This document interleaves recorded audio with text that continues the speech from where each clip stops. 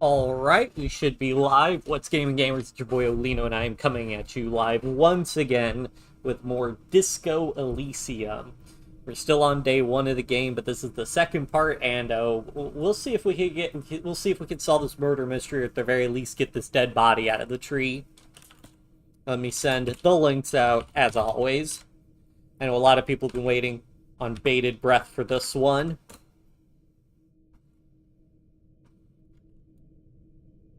And post there. Switch over to live chat. There we go. Post on Twitter. I pre-wrote my tweet this time. Finally getting a little smart. Finally. Does it show the embed usually? Yeah, okay, it always shows the embed even if it doesn't show up in the preview. But yeah, let's get into it. Oh boy, yeah, I knew Hunter was gonna be in it for this one. Get the Twitch chat open. Alright, and we are good to game, gamers. Yeah, okay, I gotta keep OBS behind all my other stuff. But yeah, so, kind of gave away that this is called Kuno Shack, so we didn't really need to infer too much, but let's look around some.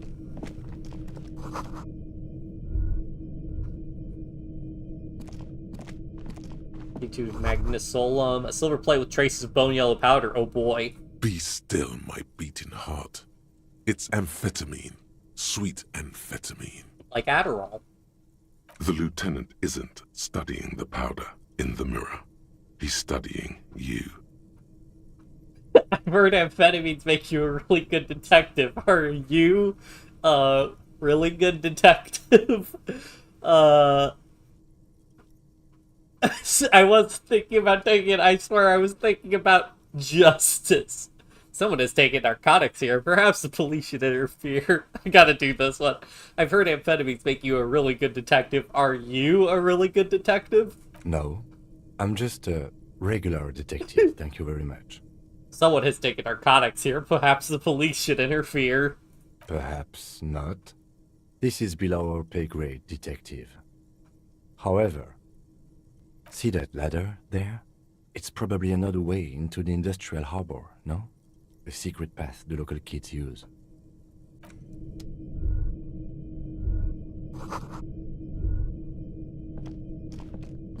We're rich. Says get out of the way or get fucked up.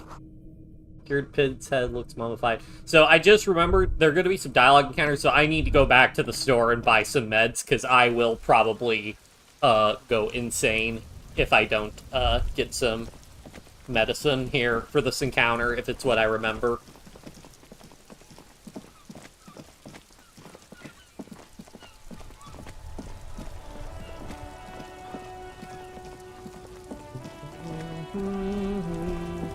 So the music is copyrighted, but there's no issue. It's allowed to be on YouTube, so that's good. Although I did turn off the stream. I did have streamer mode on for like A small cabinet on the wall is filled with various medicine bottles, nasal sprays, and blister packs. They all bear the Saint Baptiste Pharmaceutics logo. Okay, here. I hope Saint Baptiste makes you feel better or something. Man, I started the game too, but got bored with it at the start. Is it good? Like, so you like text-based gameplay? I really like it. You gotta get going with it, but it's very story-driven, and you definitely gotta be in the mood to play it. And I will say there's a little bit of a... Let me go with that medicine. Here. I hope Saint Baptiste makes you feel better or something. Okay, here. I hope... Okay, here. I hope... Okay, here. I hope Saint Baptiste makes you feel better or something. Yeah, I really like the art style. The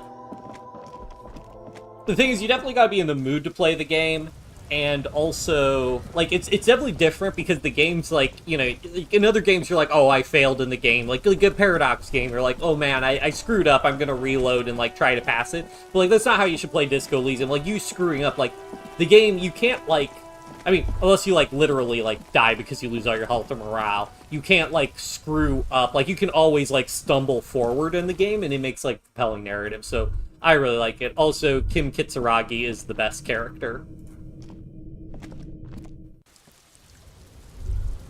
Hey, what's that?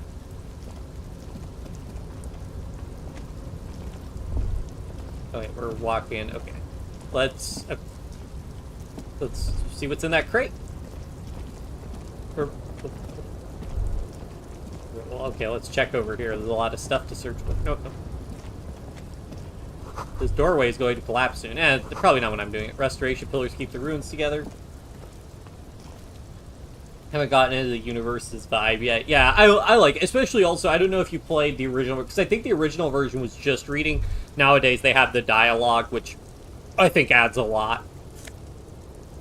Postcard, Grand Quran 37.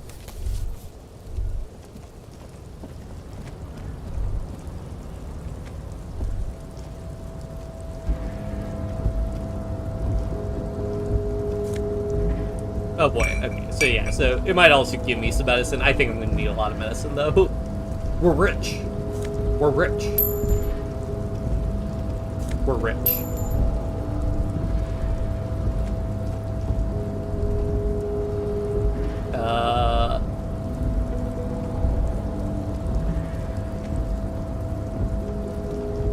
Looks like someone left his tarpaulin cloak hanging on the railing here. When the wind ruffles the cloak, you can most definitely see a white rectangle on its back. You son of a gun, it's a cop's cloak. Yes, it's probably yours. It bears the RCM insignia, and you have a habit of being careless with your equipment. You could probably make the jump. You look like you've done some track and field in your day. Go for the cloak, jump over the ledge.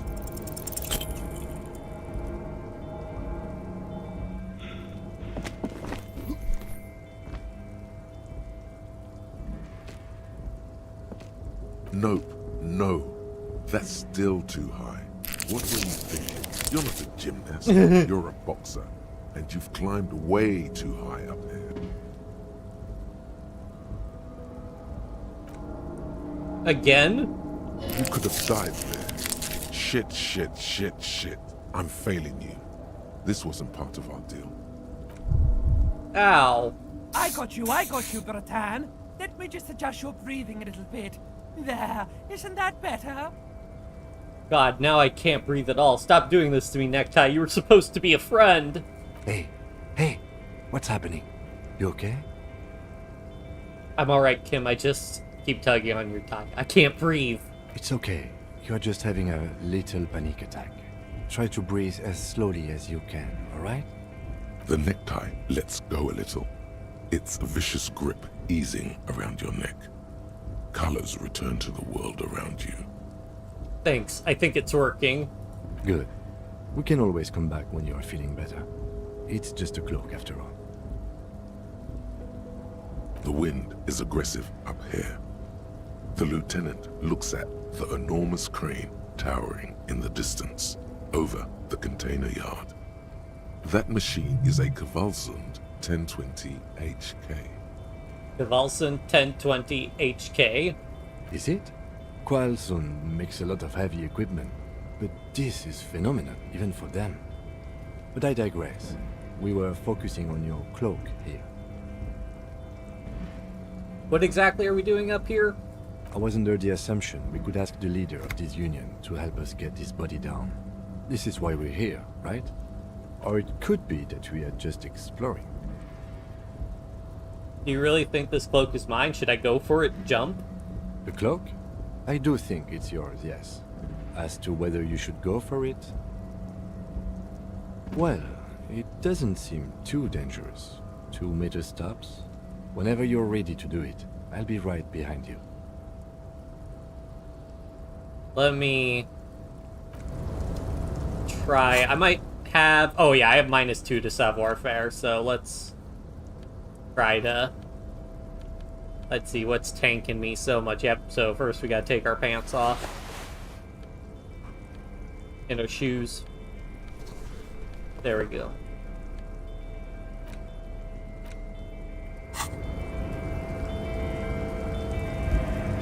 The tarpaulin cloak Oh, it with doesn't possible count. RCM markings is still caught on the railing. Okay, never mind then. Let's put our pants back on. I need to figure out like a way to get a bonus. We're gonna get down there. Man.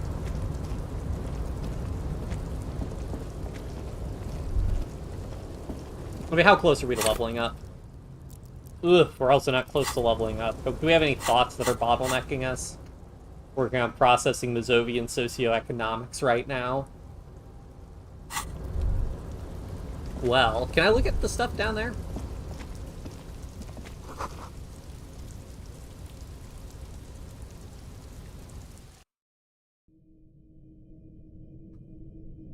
There's no voiceover. Yeah, like I said, I think Disco Elysium didn't have a voiceover initially. But I'm not 100%. Alright, oh no. What can we do? What can we do? I do have my clipboard I could look at. I could go into the bookstore. There might be somebody... Oh, I forget if the White Pines representative is over here or not.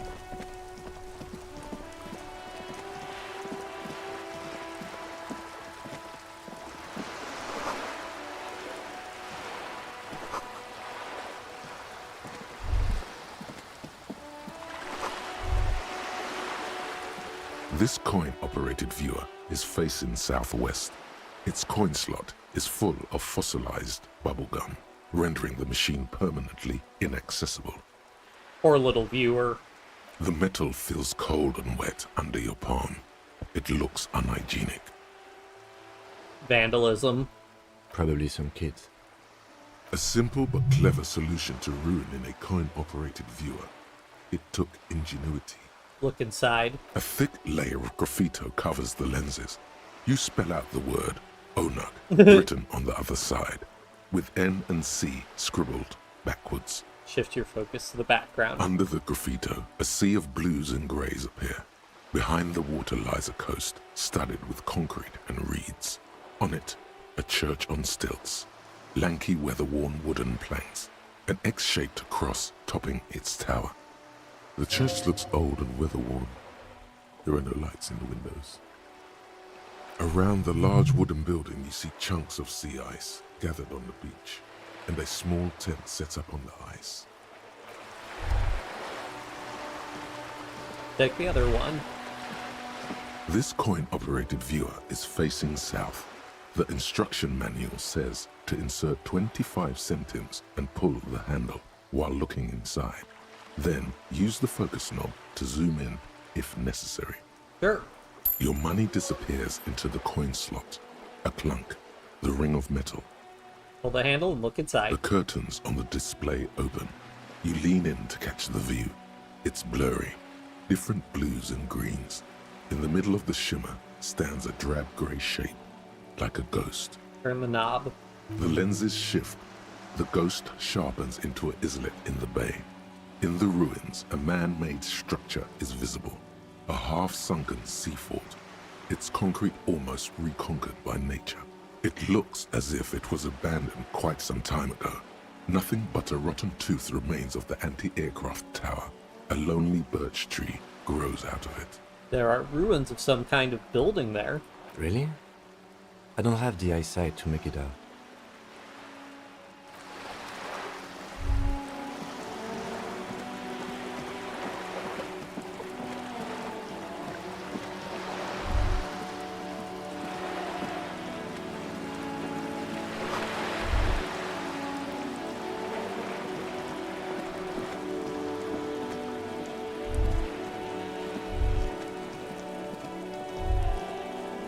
This is a wall on the side of an apartment building. Why am I looking at this wall? You have no clue. It's just a wall. So many walls all over Martinez, weather-worn, cracked, their paint peeling.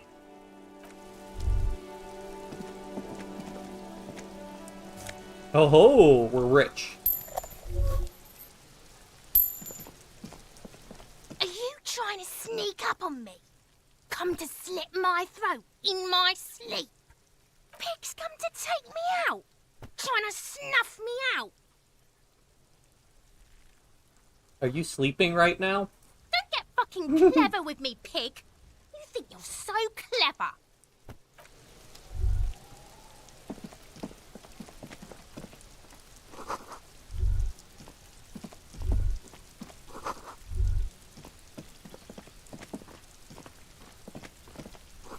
Chairs and tables eaten by rain and rot, another splattering bullet holes on this wall. We're rich. Orange bum hat, +1 reaction speed, -1 rhetoric. Let's go.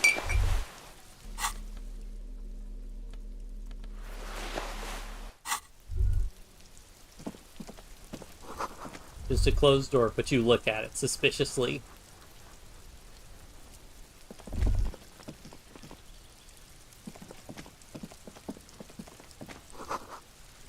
I can't get involved in this. Balcony with view to the yard and the hanging. You see a young man on a balcony nursing a cigarette. His eyes have been following you for a while. Not looking for any trouble, officer. Why are you whispering? It sounds like you are already in trouble. There's no trouble.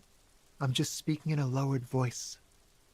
I don't want to be seen talking to the gendarmerie if that's okay. I just want to finish my cigarette. Actually, the gendarmerie really needs to talk to you. Is it really that important? Like a nervous cat, he keeps stealing looks at the neighboring windows. All right, but make it quick. Once I finish this cigarette, I have to run. Can you tell me your name? My name? My name is Martin Martinez. Martin Martinez? Good local name. Let's go with that. Looks like you've got a good view of the... Looks like you've got a good view of the Whirling's backyard. Can you tell me anything about the hanging? I'd even go so far as to say that the view is a little too good, my dear gendarme. Do you have an estimate of when the body will be taken away?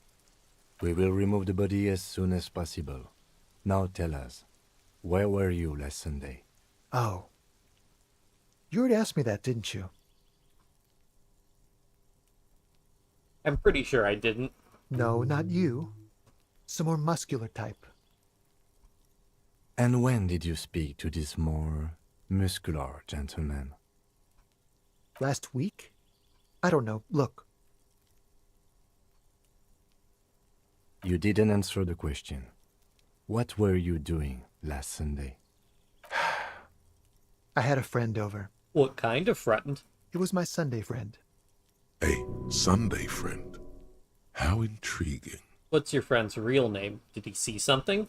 He doesn't reply, gesturing no with his cigarette. In the neighboring windows, you can see faint reflections of his silhouette, all from different angles. What happens if I ask for his name again? My name? My name is Martin Martinez. Martin Martinez? Good local name. Let's go with that. All right, we'll talk later. No. We won't. Now, if you'll excuse me, I really need to get going. Convince him to stay. This isn't the place or time for questions. Who knows who might be watching from the distance, hidden behind the curtains? Hey, listen, I'm just trying to make things okay again. Can we meet again somewhere else? For a moment, the man on the balcony seems almost vulnerable. Something moves in the depths of his feline eyes, compassion, and a hint of understanding. I am sorry, but I really don't have the information you're looking for. But, hold on, what's that? For a split second, his hand lingers, as though gesturing towards a stone placed right next to the front door. It's a sign. Good luck with the investigation.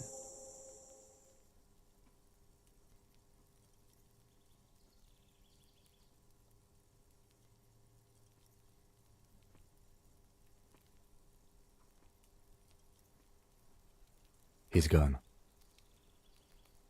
We should run after him, see where he went. No point in running. Tenements like these often have multiple exits. If he doesn't want to talk to us, then he'll know how to hide himself. So we just give up? He could be a witness. Him or his Sunday friend. Either way, we need to look into that muscular type who's asking about our case.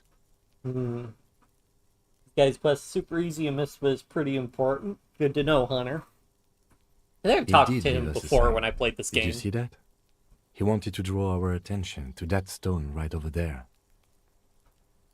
If we find a way inside the building, we can ask around for his apartment. Great, let's do that. A stone like any other, lying in a whirl of sleet and mud.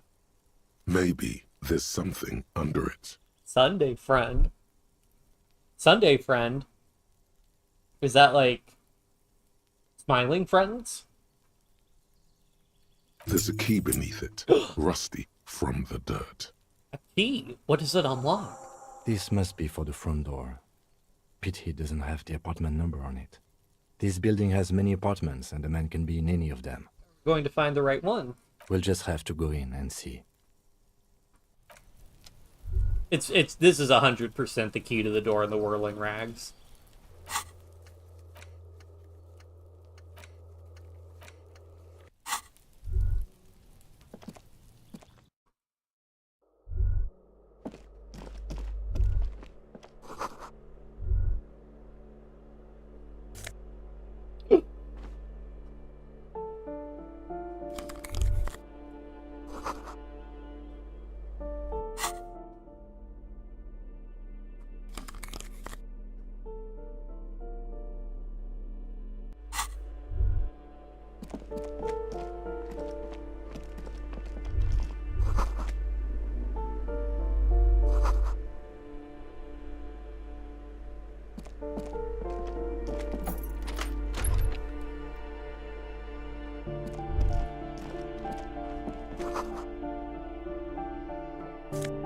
We're rich.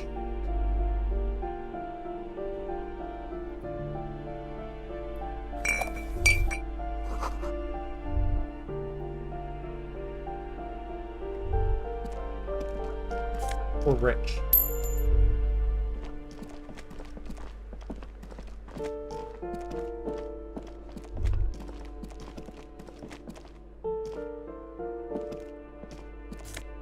We're rich.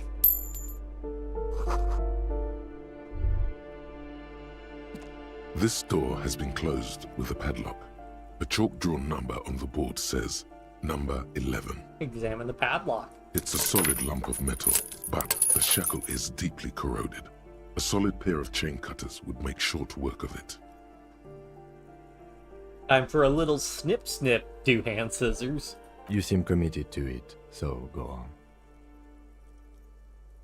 Let's knock first. No reply. Use the chain cutter through the padlock.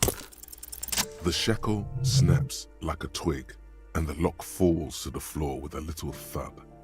It should be possible to enter now. After you, detective. Oh.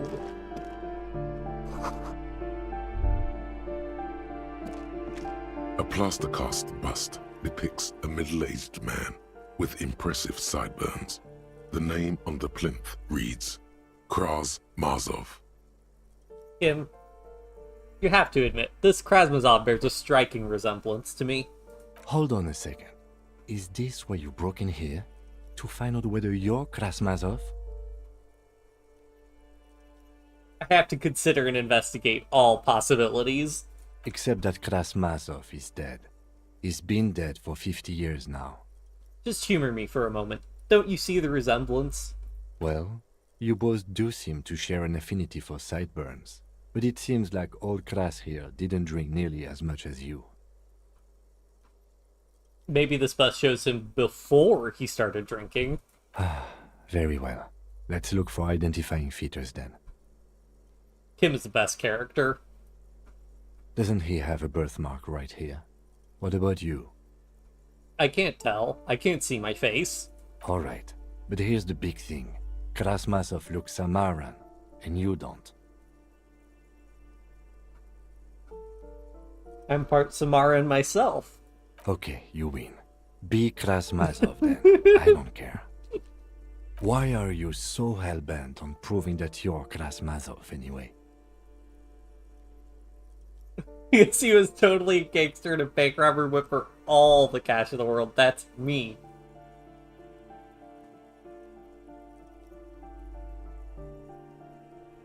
I believe a powerful nation is the only way to protect the working class recipients because I'm a communard. Alright, Kras. You fought in the revolution and everything, if you say so. Father Mazov, the hero of the working class. Whoever lives here definitely shares your enthusiasm. There aren't many communists around, not after the revolution. Some youth still keep the ideology going, it seems. Why does this tenant have a bust of Krasnozov in their bedroom? The White Star, the photos on the wall. I think we have broken into the apartment of a young communard. How fitting.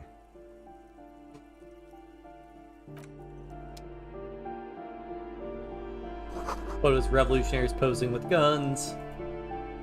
Books of critical theory on the monstrosities of capital and such. 9mm bullet. Cimmerizian lounge jacket. We're rich.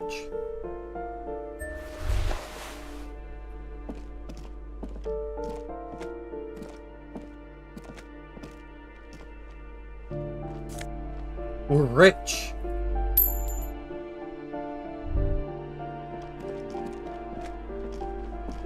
You hear someone walking around inside, rearranging the furniture.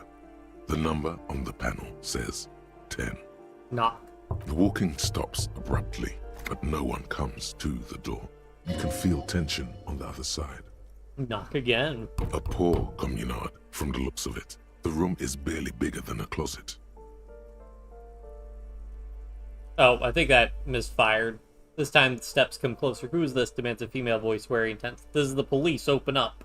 Do I have to open the door? Do you have a warrant? I'm not obligated to open the door if you don't have a warrant. Kim, do we have a warrant? Let's go. We don't have a reason to get inside that apartment. It's generally easier to do things if you have literally any reason. Boogie Street 46. Let's go. Door 9 is locked. Well, so was the other door. That didn't stop me. We're rich.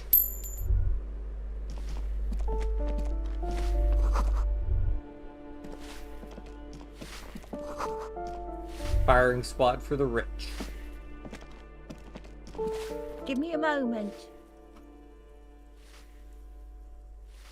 The cold never does any good for my bronchitis. Are you alright? Should I call a doctor? I'm fine. Fine. Don't you worry about me.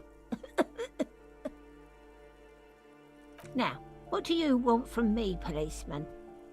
She's the cleaning lady. She knows the floor plan and the residence. Who are you? I'm no one. Just an old woman who cleans these hallways. Do you live here? If you can call it living. I have a little room upstairs right next to the coal room. It's barely bigger than a closet. But I don't complain, no. I have my bed and my aching bones to keep me company. And that's all I need from this world. I'm looking for Martin Martinez. Oh, you'll find plenty of Martins here. Don't you worry.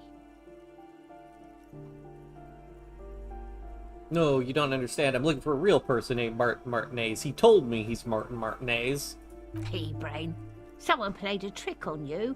Martin Martinez is a name for anyone who comes from Martinez, like Tim Jamrock or Raoul Ravachol. Kim, we've been bamboozled. Oops, you really didn't get the joke there. I thought it was obvious.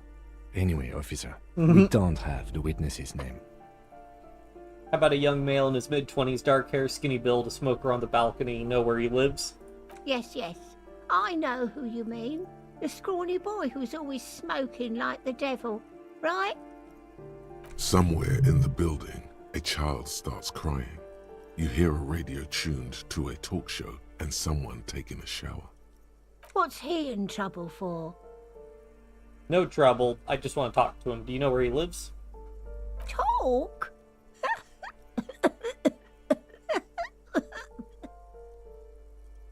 He lives upstairs in room 28. Go to the balcony. It's one of those doors there. He's usually home in the evening. Thank you. We should go check out his apartment on the balcony. See if he's home. I have a few questions about those apartments. Ask away, policeman. Is one of the residents on vacation? Their mailbox is overflowing. People come and go. I don't keep an eye on everyone. They probably just moved or died, hopefully somewhere else. Who lives in apartment number 10? No one lives there. It's been empty for months. But I talked to someone through the door. Impossible. I would know if someone had moved in there. Maybe it's those countercultural people again, breaking into a house like it's a public space. You're a policeman. Be good and take a look, will you? Sure, I'll go see what I can find. Great. Young people. They're worse than rats. You know, always littering the hallways with trinkets and empty beer cans. Who lives behind the padlocked door?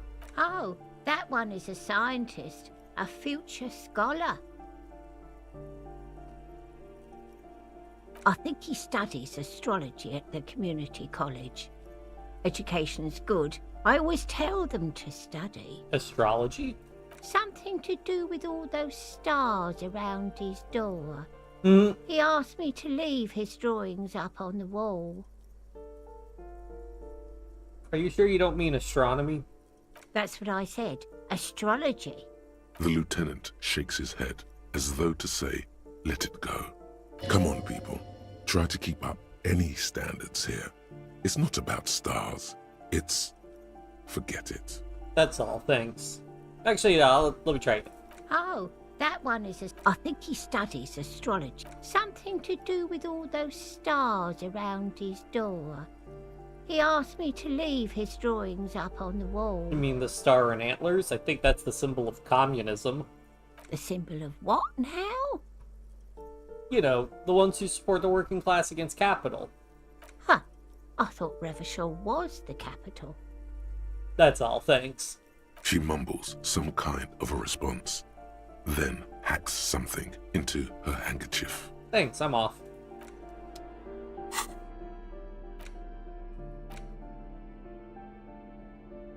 Oh, maybe I should... wait, no, I can't interact with those.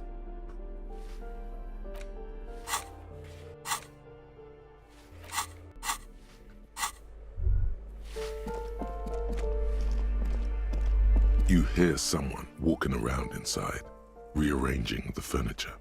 The number on the panel says 10. This apartment is supposed to be empty. Did you break in here? Excuse me? Of course not. There's no sweet talking your way in there. Be official. You have plenty of reason to enter. Are you cooking morphine in there? Oh, come on. That was smart. We'll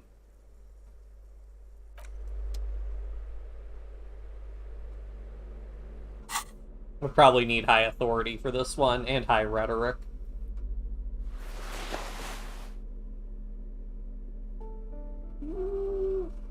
Oh. Wait, this is a jacket?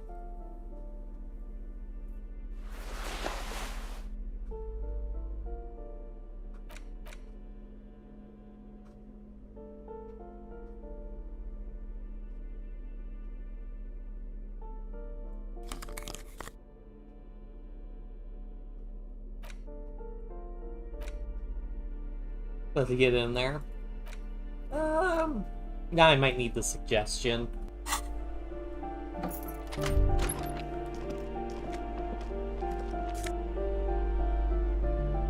+1 to indirect modes of taxation. Let's go.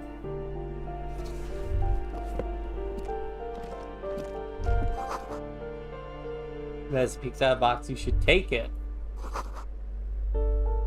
Looks like a fine mattress. Satisfied? My name is Marielle Charpentier, and I'm an agent with Martinez Realty Associates. I am not breaking in, as I have every right to be here. The keys, see? Boy, there are a lot of different keys there. More than 20, at least. I have those keys.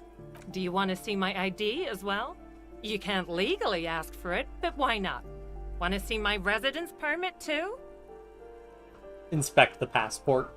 It feels flimsy in hand, with the words Revachol Zone of Control written under a nondescript municipal logo. There's a picture of her with shorter hair inside, along with all her personal details. Nice haircut. Thank you. Do you have any questions? I need to be back in Midtown in an hour. What are you doing here? I need to get it ready for the next lease, but as you can see, the previous tenant completely trashed the place. I fuck shit up too. Ha! Sounds like you've spent too much time undercover in some rock band. Who lived here? It was some kind of a moribund old man who used to be a business owner.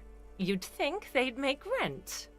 A sudden serious look crosses her face. This story didn't have a happy ending. But that was months ago.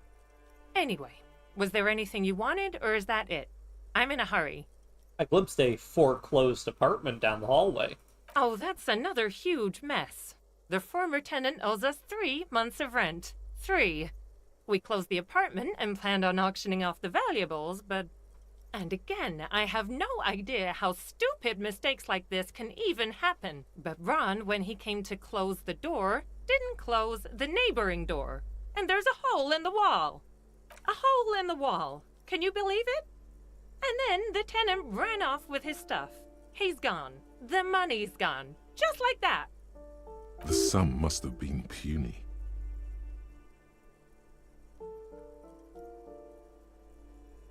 My money has also disappeared, I think. Well, it does not disappear from my hands. No, I don't let it. Couldn't have been that much money. These apartments look pretty shabby. These apartments are perfectly fine. They have gorgeous architecture, a million-real view of the bay, good ventilation, neighbors, life, spark, and they are affordable. I'll tell you, Martinez has a future. In a few years, it's going to blossom with artists and creatives and those radio computer wizards. So wait, what happened with the wall? Don't ask me what happened with the wall. I have no idea how we're going to find the time or resources to fix it. Both apartments are now unrentable. Both. That's all, thank you. Of course.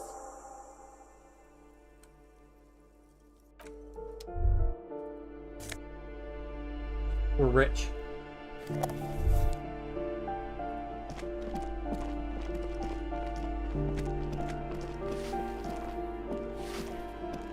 Give me a moment. I didn't find any counterculture people in apartment number 10. It was just a real estate agent setting up the room for new tenants. I see. I hope some good people are finally going to move in. This place needs them. I'm sure everything will be fine. This apartment building needs slow change. Imperceptibly slow. Yes, radio computer wizards are coming. They're going to save the place and the economy. Oh, I do like wizards. And people like that in general. They have a lot to tell us about our fates. She means clairvoyance. Thanks, I'm off. Wow, you work hard. I do. Oh, yes. You hustle. You're a provider. It's tough out there, but you keep it real and provide. What hard work do I do exactly? Look at yourself. You're a human pedometer.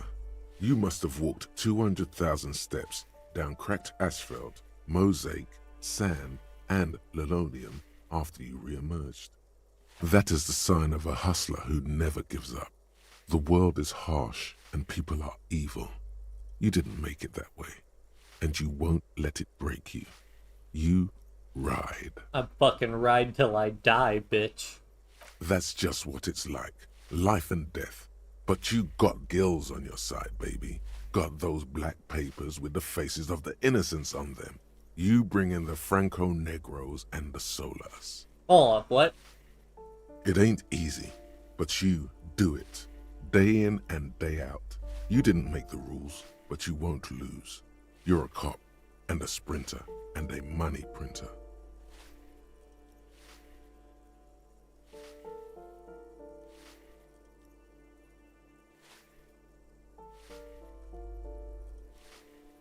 I guess I've made some gills, sure. Sure. And has it been easy? Is life easy? Have you not gone into cardiac arrest? Are you not about to have an anxiety attack or shoot yourself in the mouth? But you still hustle 24/7, ride or die. Now, ask yourself, are you rich?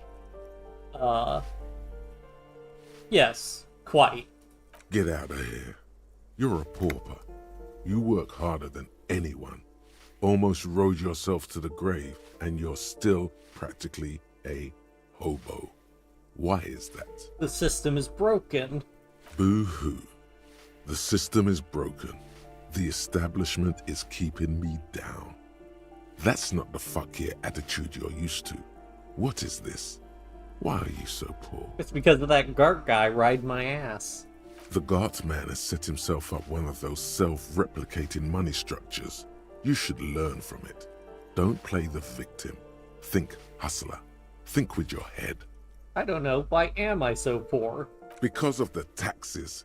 G-Man's got his jam-covered sticky fingers in your pocket, stealing from you every time you buy, sell, walk, talk, fart, so much as sneeze. Really? Every time I sneeze? Every time you wipe your ass.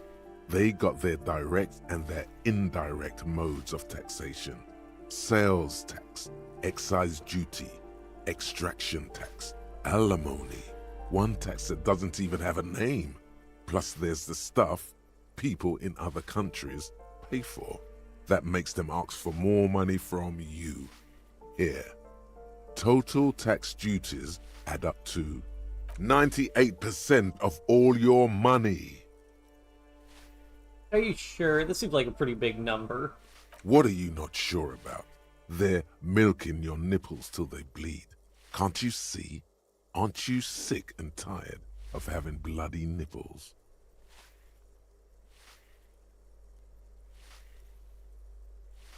This isn't helping me solve my money problem. It's only making me into a free market type. What are you, a racist? Don't be a racist. Be a cool immigrant, ultra-liberal free market advocate. Ride or die. Keep it street. Well, if not being an ultra-liberal makes you a racist, then I guess I should be an ultra-liberal. Go away.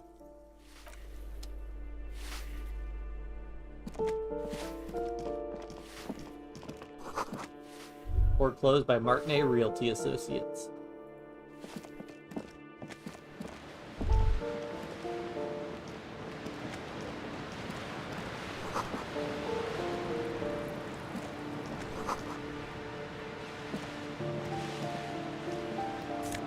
We're rich.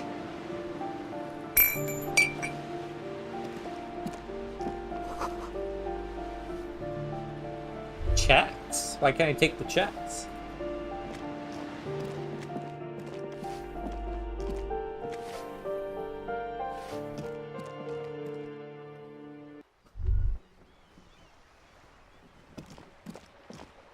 Hello.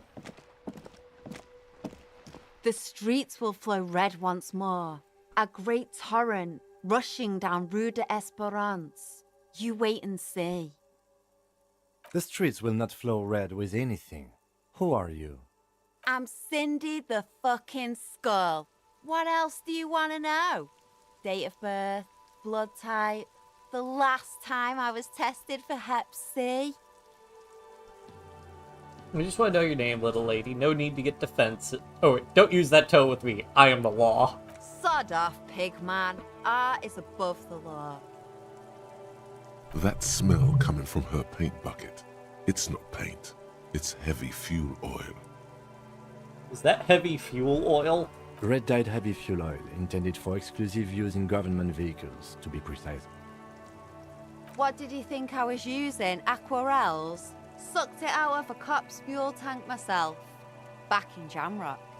That's some clever cultural commentary. You ain't seen nothing yet, piggy boo. What are you doing to the wall? Can't you tell? I'm painting a beautiful mural, an aereo graffitio visible from low orbit. I haven't really started it yet. I'm waiting for the right words. So you don't know what to write? Have you ever tried your hand at graffitio? When faced with a blank wall, most people write unimaginative stuff, like pigs go home and Mona was here. We rarely see pigs round here, though. Just union cats. And my name's not Mona, so... Why are you so committed to defacing this building? This place is severely lacking in havoc. Not even the occasional trash can fire to break up the tedium. I thought I'd mix it up, you know. Summon the forces of crime and social chaos with a wall-sized invitation. I have an opinion on this. Want to hear it? Yeah? I love public art. Don't mind us. Keep doing what you're doing. Thanks. I'm sure the inspiration will come to me now that I have an official RCM stamp of approval. You keep looking off to the side. What are you looking at? The lieutenant furrows his brow at another one of your eccentricisms. I think we're getting some glitches here where it's picking up some other dialogue options. Hatred, disgust. It's difficult to tell which of the two is more present in her girlish features. The woman on the boat does not notice her staring. That is on her.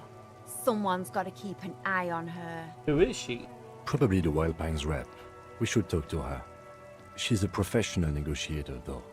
I have the feeling she will be very cooperative while telling us nothing. You should take the lead. Ask her unexpected questions, you know? Do your thing. Don't be afraid to get a bit wacky. Throwing her off is our best bet. Kim said the magic words. Good idea, piggies. Run along now. Fuck her shit up good. Impound that boat while you're at it. I'd like to watch her swim back to her on.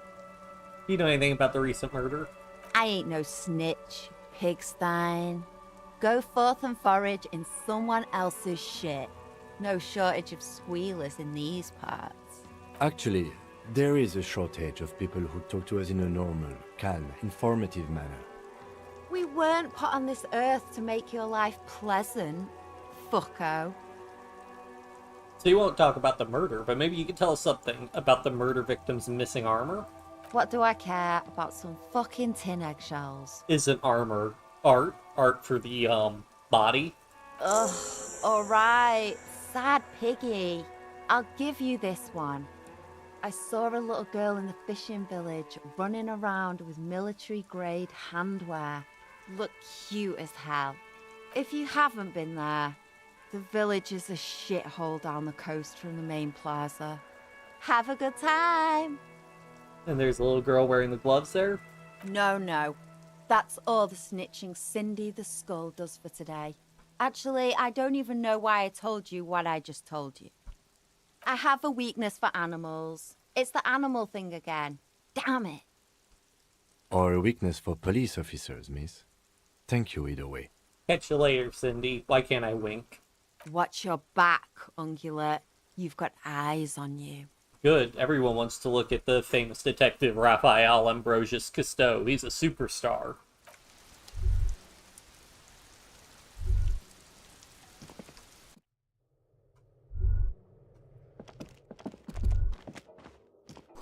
"100 tiny feet scurrying beneath the grate, the rats of the city. Someone's been sleeping here recently. Cindy? Enough coal to last for several winters. Smells of chemicals. Pour la homme labour jeans. Oh boy. We're rich.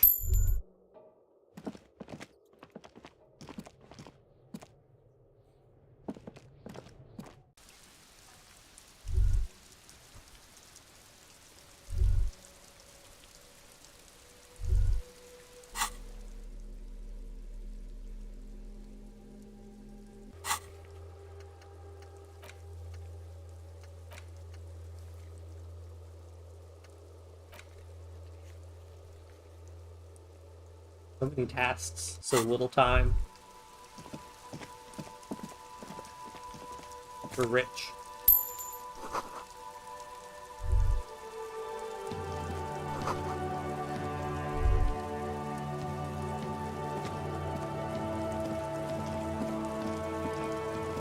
Maybe the cleaning lady has the keys?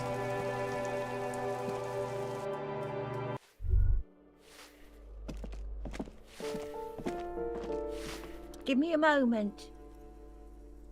Ask away, policeman. You know, lived in the foreclosed apartment? The hell am I supposed to know? Another nut job, I assume. Why is there a hole in the wall in the abandoned apartment? Some lunatic lost his mind. All kinds of morons pass through these halls. What can you tell me about Cindy? The artiste? Nothing I can do about her, I'm afraid. She ruins the walls faster than I can clean them. Still, she leaves an old lady to her business. More than I can say for others. Well, thank... She mumbles some kind of a response, then hacks something into her handkerchief. See if the real estate lady has the... Oh, she left? Oh, man. We used her help getting the... Get any keys. Is there anything... Wait, what's back here? That was the bathroom. Let's see... Wait, which... Oh, wait, is this balcony? Ah, I see.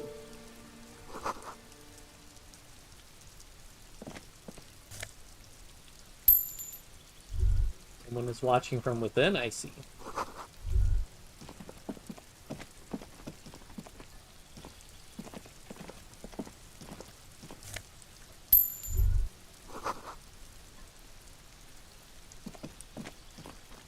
Wait, can I not open it? Nope.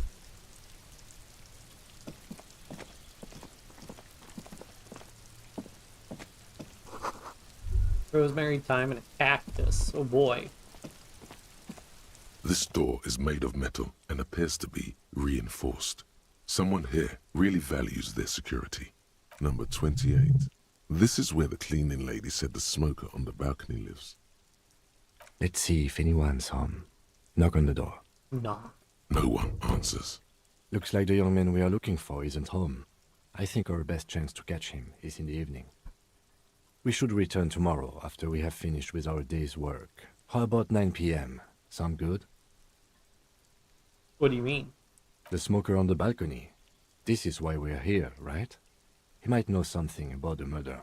So tomorrow 9 p.m.? Sounds good. Tomorrow 9 p.m. Tomorrow 9 p.m. right here. Apartment number 28. Good, let's go. Damn.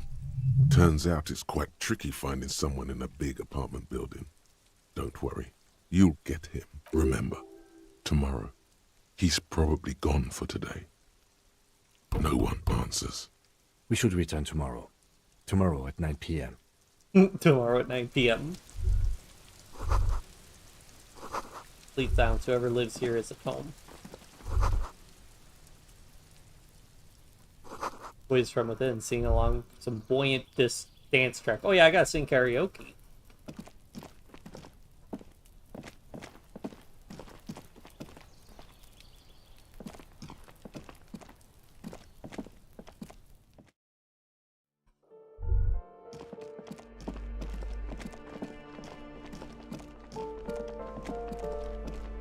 Let me just check. I don't think I can get...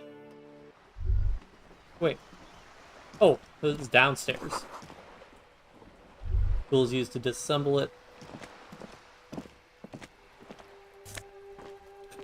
Signal blue naval coat.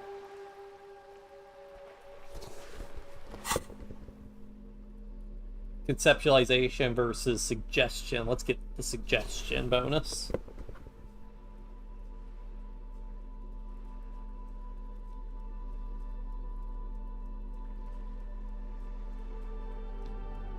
Do I want to buff my savoir-faire? Sure.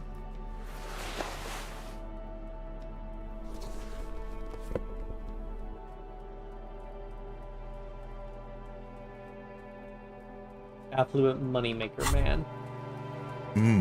The luxury of fine things. Just look at those black monk straps. After spending an entire day hustling, who's to say that you didn't deserve a pair of ridiculously expensive shoes on your tired feet? You're right. Beautiful things do make people happy. Beautiful things give you a rush. It's power. Crafting your style, draping your flesh in silk and leather, deciding how to present yourself to the world. Remember this time, tomorrow 9 p.m. Remember, when they come to take it away from you, you worked for those shoes. Whether you like it or not, wearing these shoes has made you more liberal. Ultra-liberal. Oh no. The pockets of these new jeans are perfect for sticking your hand into. Makes you look cool, calm, and collected. As your hand enters the pocket, your fingers brush against something, soft, yet crinkly. Take the item out. Hey, it's a chewing gum wrapper. It reminds you of the fruity juice of apricots. You should inspect it closer if you have time. Something about the wrapper's texture is familiar. Oh boy. I do like things that are familiar. Cape Side Apartments, Goose Lane, Roundabout North.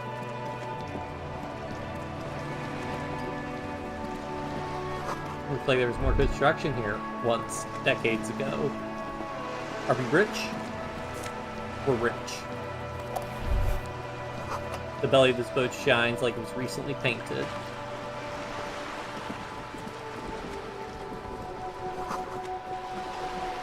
Reserved for residences. Your room in the World in Rag is much bigger than this sloop. This is worth more than you'll ever earn in all your life.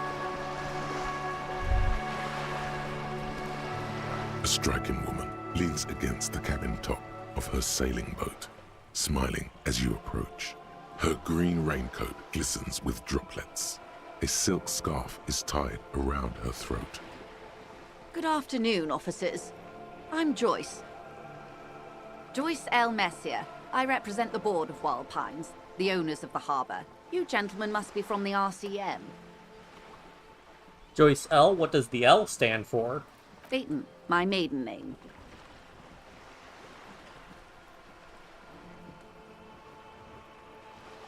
RCM was that? I'm a little foggy here. I meant you. The Revachol Citizens Militia. The police. What gave us away? Nothing, honestly. I've said it to every drunk in town, and you're the first one who's responded. Take her hand. I'm glad to see you here. Like steel, there is strength there. If she wanted, she could sink her nails deep into your skin. I was dispatched to handle a strike, not a lynching. Anything I can do to assist the RCM in this matter, I will. Gladly. That is good to hear, madame. My colleague will take the lead on this interview. I should let you know that he is recovering from an unusual medical episode. Very unusual. But I can assure you of his ultimate competency. How interesting. I wish you a swift recovery. In the meanwhile, you have my full cooperation, and the full cooperation of the Wild Pines group. It's hard to get a read on her precise disposition, but she appears helpful. You're on a boat. Why, yes I am. Not a lot of people on boats, are there? Of course there are. We're on an archipelago. How else are you supposed to get around? What do you mean, archipelago? I mean, we are on Le Caillou, are we not? Caillou? I thought we were in Revachol. We are, and the city of Revachol is on the island of Le Caillou. I haven't seen anyone else sail a boat around here. I haven't seen anyone else drive a souped-up Capri Kenema motor carriage either. Actually, that motor carriage has been specially issued to serve as a patrol and pursuit vehicle. It's for crossing long distances in the greater Revachol industrial harbor.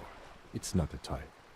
Neither is this. A toy, I mean. It's a machine for crossing long distances in the Bay of Revachol, between the city and the islands. Does she have a name? The boat? No. It is called Coeur de Leyte 19, because that's the type of sloop it is. The word, it, feels strange. Such a beautiful boat deserves a proper name. Cool, but your boat really needs a name. Okay. How about Coeur de Leyte 19? Why? Because it was manufactured in Revachol East by a company called Coeur de Leyte. and its hull is 19 paces long. How about the sleek fish? What? Because it's sleek and fish-like. I think I'll stick with the factory name, but thank you. Okay, but what kind of boat is it? It's a pleasure craft, a 19-pacer. It also happens to be rated for Category 1 racing, though these days I mainly use it for business. How do you like it? My sloop? I like it a lot. It's the eel's hips, baby. It's a slick fish. Sleek fish. I'm enjoying this part of the interview. It has so little to do with the murder we're investigating. Do you have a license for this boat? Officer, I assure you I'm a highly qualified pleasure craft operator. And I'm a highly qualified police officer. What's your point? The crowns of her teeth are porcelain, white as the boat's hull as she smiles. Her nonchalance might be related to something called the Wayfarer Act, a law that says she doesn't need a license. Sly Fox, you're not aggressive enough to harass her further on this. I think I have a handle on the boat thing. Good. Tell me about Wild Pines. What do you do? What we do? I'm afraid I don't speak for Wild Pines as a whole. It's a giant undertaking. So what do they do? The Pines' core competency is logistics. Container shipping, freight, that sort of thing. See those airships there, blinking? Those are the shipping side of things. And that is the terminal. Another subdivision deals with energy, oil and gas exploration, offshore platforms. How much money does Wild Pines have? I'm not at liberty to discuss the company balance sheet, but I can tell you that last year, the company booked more than 20 billion real in revenue. A billion? What exactly is a billion? It's a number, officer. A big one. What is it made of? It's made of 1,000 millions. A million is made of 1,000 thousands. 20 billion is a large number, but the conglomerate employs 72,000 people. They all need to be paid. Then there are capital improvements, interest payments. A conglomerate the size of the Wild Pines is like a shark. If it stops moving, it will die. Then what becomes of those 72,000 families? It's a tremendous responsibility. Where does Wild Pines get all these billions? They started as an exploration and cargo fleet conducting trade between the Samaran and Insulindian Isolas 250 years ago, when Pine ships explored the South Seminese and charted Lomantang on behalf of the suzerain. Centuries of care, deliberation, and madness have gone into this endeavor. Vessels pass through the great unrest to re-emerge with apricots in tow. The logic of the system is totalizing. It's taken everything from its employees to build it. What does such a huge system want with a place like this? You mean aside from being the terminal's legal owners, who are responsible for moving 8% of the world's cargo? You don't keep it moving, the workers do. The company is nothing without them. We built this district. And I built this city. On rock and roll. All the best parts of it. Rue de Saint-Ghislain, with its bastions. The plaza's Meteor and Mosaic. Even some of the old street lamps have been put back thanks to the investments from the WP. Before Martinez was swallowed by the industrial harbour, even before it was part of Revachol, long before Terminal B was erected here, the Pines built it as a resort for its Revacholian employees. A company getaway, for a weekend or a summer holiday. Then came the revolution. But that's another matter. I'm here to make sure the Pines can fulfill their responsibilities to the place they built. With your help, hopefully, says her warm tone. Can you tell me about this? Right. Everything. Right up to, but not including, trade secrets. Wait, what if I want to hear about trade secrets? First, you'd have to repeal the Emergencies Act of Trade and Aliments. That gives me the right to silence. It's quite the octopus. An octopus. I will slay it. Good luck is only kept in place by the vested interests of half the civilized world, including your own. What the ma'am means is that the Emergencies Act and the RCM both get their authority from the coalition government. But I am derailing us. You wanted to know about the strike. What is your role in this precisely? I believe the official title is Senior Labor Negotiator.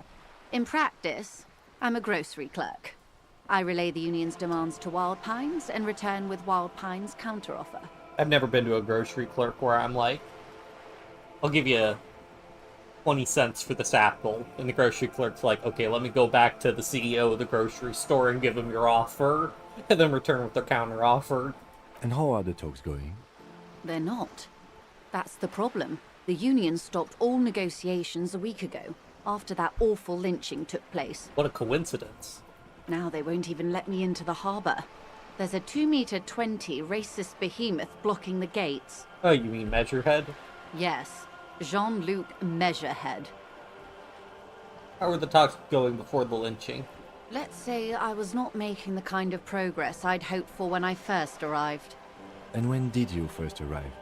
I arrived 3 weeks ago. Yes, in the middle of February. The bay was still partially frozen then. I prefer to do these things on site, like the RCM. But the strike began in December. I wasn't the original negotiator here. I took over after Mr. Gaumont hit a wall with Mr. Clare, the union boss.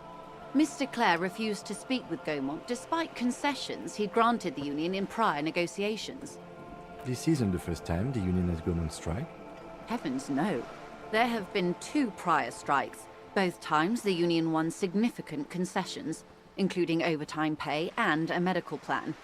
This time their demands are more, I guess you could say, aggressive. What happened to this Gaumont? Mr. Clare told him to... how did he put it? Fuck off, midget.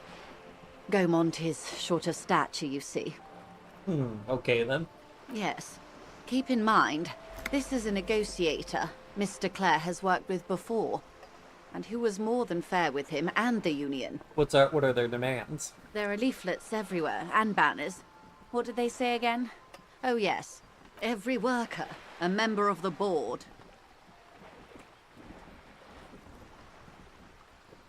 I like it. Then you might also like their other slogan. Demand democracy. Not hard communist enough for me. Oh yeah, that's a good one. Personally, I don't think it has the same pizzazzo as every worker, a member of the board. What exactly do they mean by it, though? What's the demand? It's quite simple, you see. Every time the Wild Pines group makes a decision about what, about anything really, it needs the signature of each of the 2,200 workers in its Martinez terminal. Just so you understand, this is but one of 22 terminals owned by Wild Pines. Essentially, not only are they kings of the company, they are also kings of the 72,000 employees of Wild Pines Group. The king is dead. Long live the workers. That may well be. It's not up to me to decide who is king, but as negotiations go, it's not a swell start. What are you going to do? I'm not sure. Naturally, I assume that was just their opening position, a hard-nosed tactic with a side of mockery. But there's been no follow-up, just the same nonsensical slogan repeated over and over again. And now, people are getting lynched, I hear. Behind the whirling in rags. A disastrous situation if there ever was one. Excuse me, from whom did you hear about this lynching? I first heard it from the bowyer at the gates. The one whose very name advertises his aversion to work. I think he said it was, "Call me Manana." This checks out. The scabs at the gate, did you put them there? The scabs? You mean the huddled masses of Jamrock, come to plead for work where the union refuses to? If they were organized by Wild Pines or its affiliates, then it would be a company secret. I could not share it with you. Not right now, at least. It's implied. She's open to discussing this matter with you at a later occasion. Tell me about this union boss, Mr. Clare. Did you hear the former president of the union? Or of the company? Is this Disco Elysium or real life?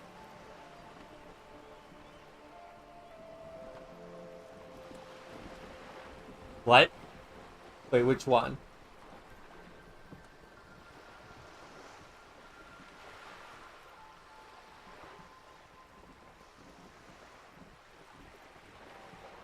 Oh.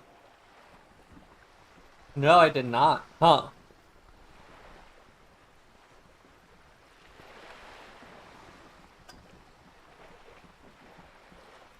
Well, that's pretty crazy.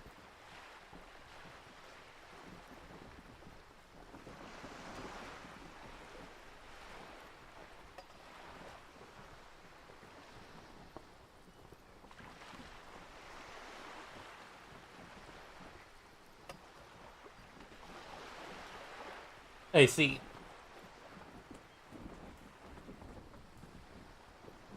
Tell me about this union boss, Mr. Clare. Everard Clare is a man of the utmost integrity. If you can say one thing about him, it's that he always puts the interests of the workers first. Really? Of course not. Everard is fantastically corrupt.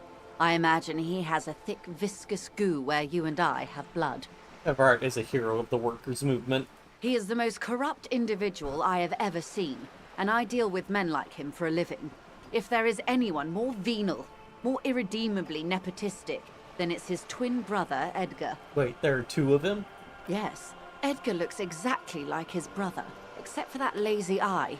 He also talks exactly like Everard does, and when one's term as foreman is up, the other takes over. It's how they circumvent the term limits, you see, with a funny little switcheroo. While in office, they've embezzled God knows how much of their workers' dues. What about the union itself, outside the Brothers Clare? The Débardeurs Union was once a perfectly normal institution. 20 years ago, anyway.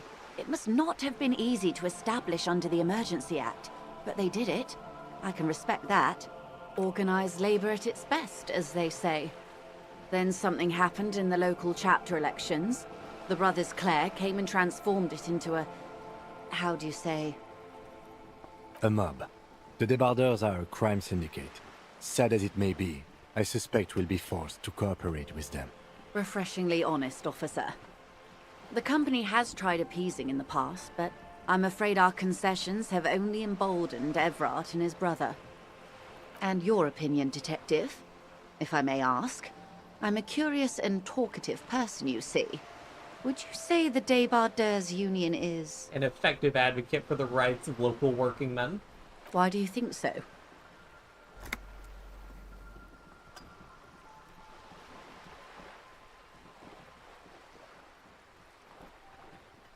They're good labormen. Can't fault them for a little corruption. Ha! A real man of the left. What else can I tell you about? One more thing. You said something happened in the elections? I'm glad you asked. There was a woman, the previous forewoman of the union. She disappeared. Disappeared? Yes. On the last day of the local chapter elections, her daughter phoned in and said she wasn't running anymore, or coming to work. Ever. End of story. Some kind of extortion, probably. Indeed. The company suspects foul play, but there's nothing they could do. It was a union matter. The point of the presentation is, these kinds of things happen around the Clares. Watch out when you're dealing with him. Thank you for your concern, man. We'll be just fine. That's all I need here. Let's change the topic. Of course. How else can I help? What can you tell me about this lynching? Quite a few things, I'm afraid. The information I'm to share with you includes sensitive trade secrets. For the sake of my employer, I have to ask for your names and badge numbers. Of course, ma'am. We should have introduced ourselves. I am Lieutenant Kitsuragi, from Precinct 57. And this is my colleague from Precinct 41. I'm afraid he doesn't have his badge at the moment. I hope mine will suffice. How curious. Why is that, Detective? Remember when my partner told you I'd suffered from an unusual medical episode? My lost badge is related to it. I see. So, are you saying you lost your badge during the course of this episode? I could have eaten it for all I know. I don't remember anything. This world, this city, nothing. Oh dear. I suppose this does explain some of the more curious turns in our conversation. As I said, ma'am, His technique may be very unconventional, but he is an officer of the RCM. Of course, I sympathize. But I'm afraid I simply can't share anything more until I've seen that badge. Hang on. She's a professional negotiator.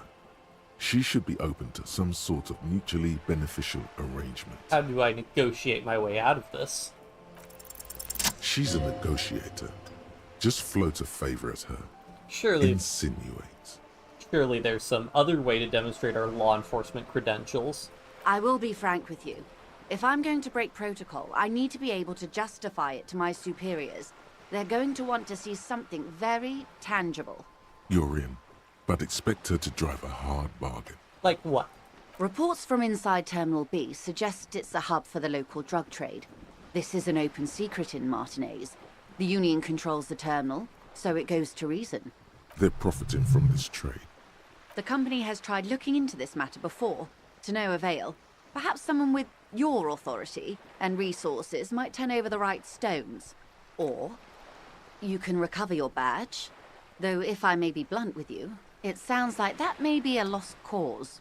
Detective, a word in private before we continue. Excuse us for a moment, madam. This is not going quite as I hoped it would, Detective. How'd you hope it would go?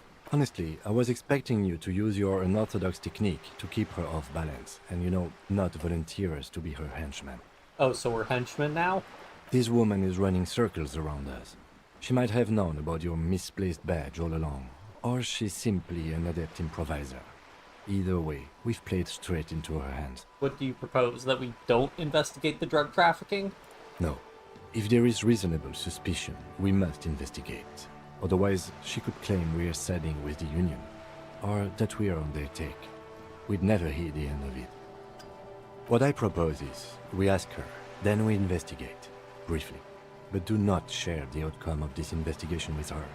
We tell her it's done, and demand for her information on the lynching. We could just, find my badge.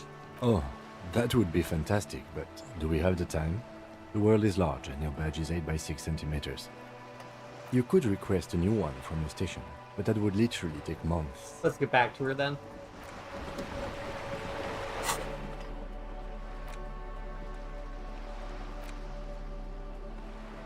An intricate web of blue lines stretches across the torso of the hanged man, from the right shoulder to the solar plexus. Each time the lines intersect, a small white star is formed in their crossing. Hundreds of fading asterisks riddle his skin. Their concentration is highest around his heart. It still kind of looks like a map of the stars in the night sky, but something's not right. Who are you? Gone. What's the meaning of this tattoo? For you to discover.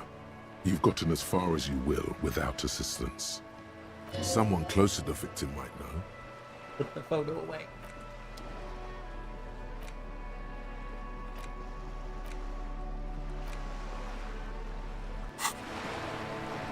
You're back. Good. What can I help you with? Okay, tell me about this alleged drug trafficking. It's quite straightforward. Someone is using Terminal B to smuggle raw ingredients from the Samaran Isola into Revachol with the Union's blessing. Wild Pines has suspected it for years. Ingredients for what, ma'am? Meth and dextroamphetamine, GBL, and various synthetic psychedelics. Honestly, it might be quicker to say what you can't make from the stuff. Let me get this straight. The materials come from Samara to Revachol through the terminal? Yes. After they clear the terminal, we lose track. The actual production is taking place at various sites in and around Jamrock Quarter, north of here. Wild Pine seems to be well apprised of the local drug trade, ma'am. Do you mean to say the Union also produces the product? Sells drugs, I mean?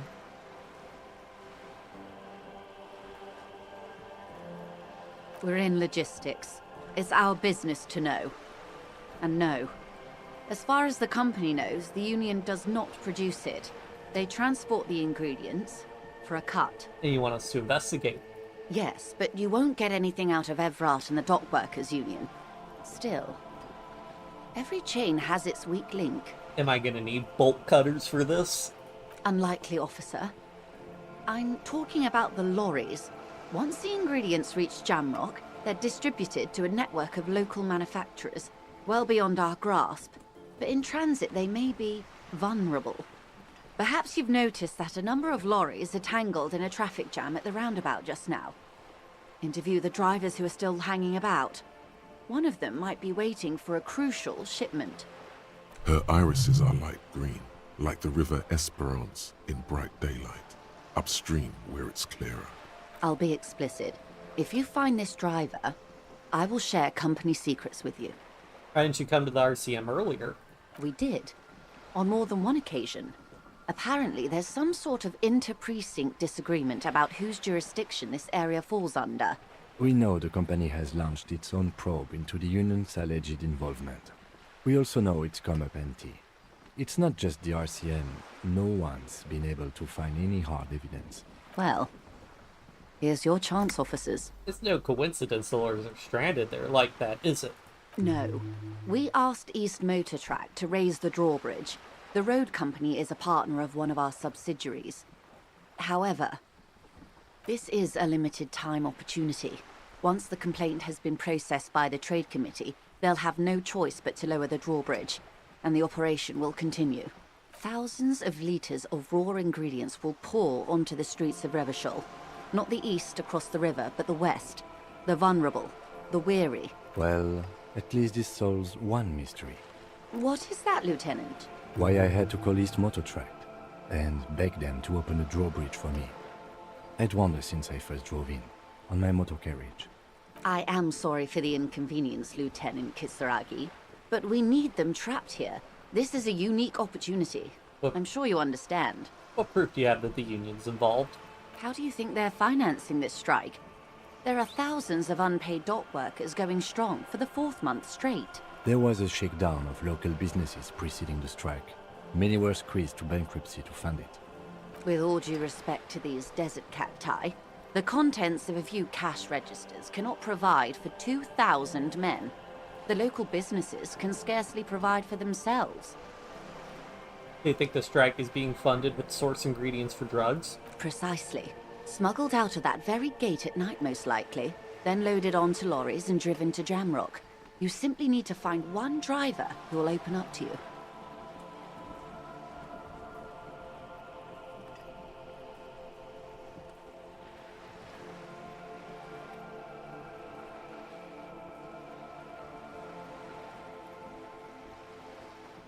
It sounds like she tried looking into it herself, though she's clearly not the type your typical lorryman would confide in. We already have some suspicions that one of the drivers was present at the lynching. The two might even be connected. Or not. Though, if you have evidence to the contrary, I'm eager to hear it. As eager as I am to share it, Lieutenant, once the job is done. Okay, I made up my mind about the smuggling investigation. Yes? We'll take this case, probe the drivers, and see what it yields. Excellent. According to my reports, there are at least 3 lorry drivers lingering near the roundabout. Hopefully one of them will know something. It may come to nothing, or it may just blow the case wide open. I can keep the drawbridge up for a few more days at least. You should have the time you need. In the meantime, let me know if there's any other way I may be of assistance.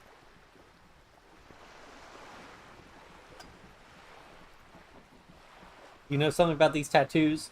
That's the man who was killed.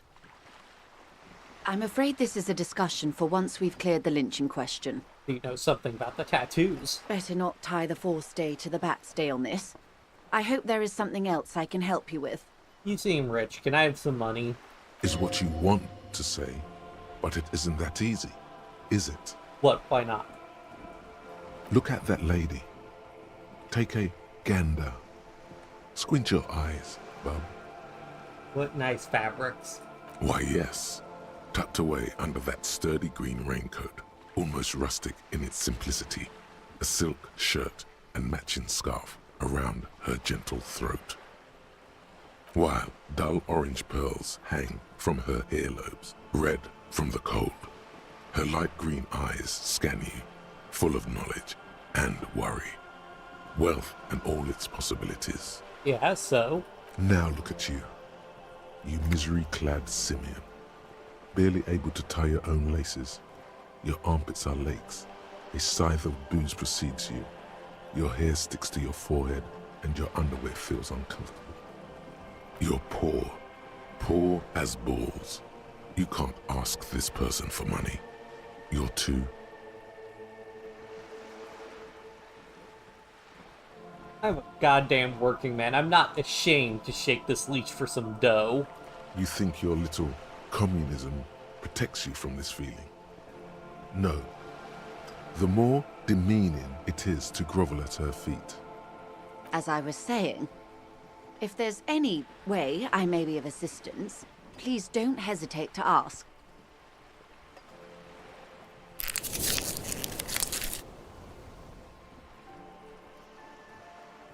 Can I have some money? I am sorry. It just doesn't come out of your mouth. What does is... Excuse me? I didn't hear you. What you meant to say was... Oh, man. Of course, Detective. Take care.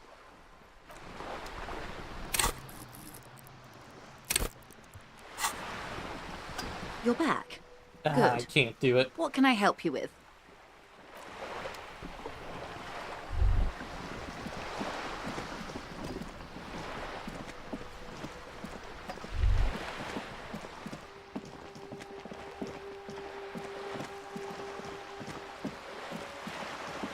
What do I need? I need my Savoir. How close am I to a level up? Oh. You know, 25 points.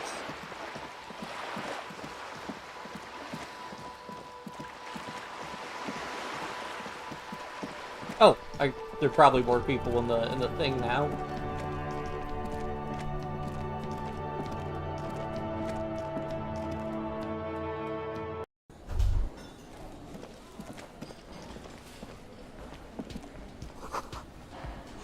Your Union paraphernalia, a strike poster, some red pennants.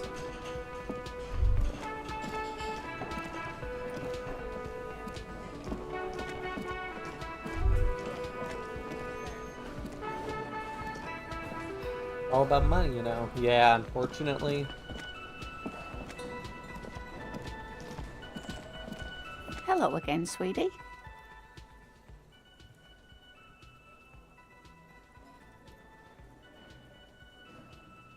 On second thought, things are bad. I don't even know enough to know what I don't know about this world. You know where we are, right? Whirling Riggs cafeteria. It was on my keys. That's right. And where is the Whirling in Rags cafeteria itself located? The edge of civilization. We're in the city of Revachol, dear. Revachol is the disgraced capital of the world, something like that. Yes, great. See? We're getting somewhere. What else do you know about our city of splendor? Tattered as she may be. Honestly, I don't know diddly squat about Revachol. What kind of place is this? How would I even begin to tell you? Revachol is the most beautiful city in the world. We're fortunate to be here, you and I. I haven't seen very many other cities personally, but everyone says so. Revachol is a rare jewel. This city used to rule the world, though it has seen better days.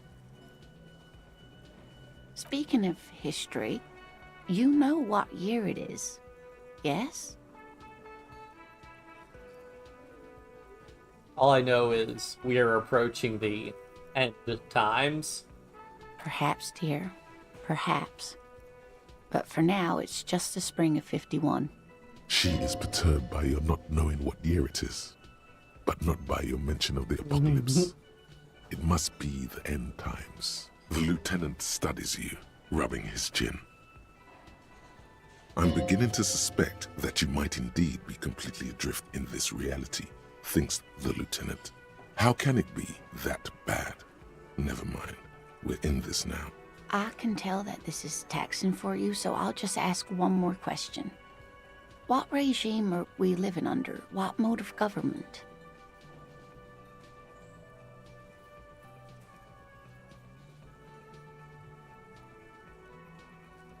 I'd like to think it's a dictatorship of the proletariat. Something tells me it's not. Oh, sweetie. It's really not. There used to be people who thought that way. Other people who wanted those things, but they all went extinct. Revachol is a zone of control led by an alliance of foreign powers called the Coalition. We have almost no government of our own, and certainly no dictatorship of the proletariat. But they still have cops. There's no government, how come there are cops? Oh dear, this is troubling. You really ought to know that, being one yourself. There aren't any cops in Revachol, not in the traditional sense. The status of law enforcement has been a complicated matter since the revolution. But we should stop for today, sweetie. You look like you need a break. Besides, I'm not the best person to explain the big things to anyone. She's scared now. She's realized you really are brain damaged.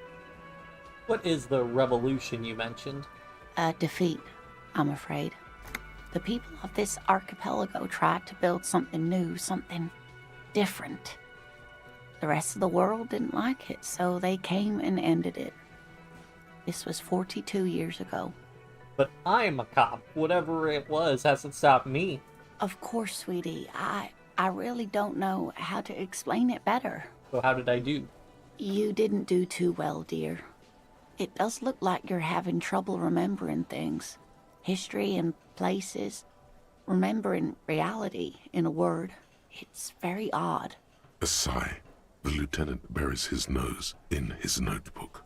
But maybe a fresh set of eyes is what the world needs. And while I'm no doctor, such bouts of amnesia are often temporary, so I wouldn't worry too much. Who could tell me more? Someone more educated in sweeping matters. Maybe you should ask. No. I'm not an encyclopedia. I won't be a guide either. I'm a detective. Of course. Then I don't know. Someone rich, maybe? Wealthy people are educated. Though I don't know where you would find a wealthy person in Martinez. I gotta get going.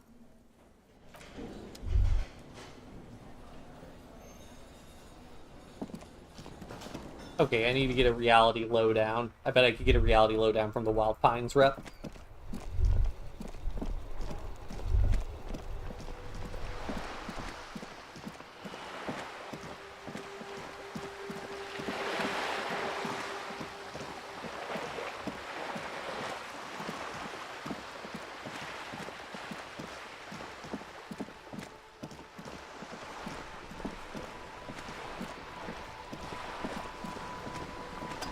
What am I doing on my thoughts? Almost 10th process Mazovian social economics.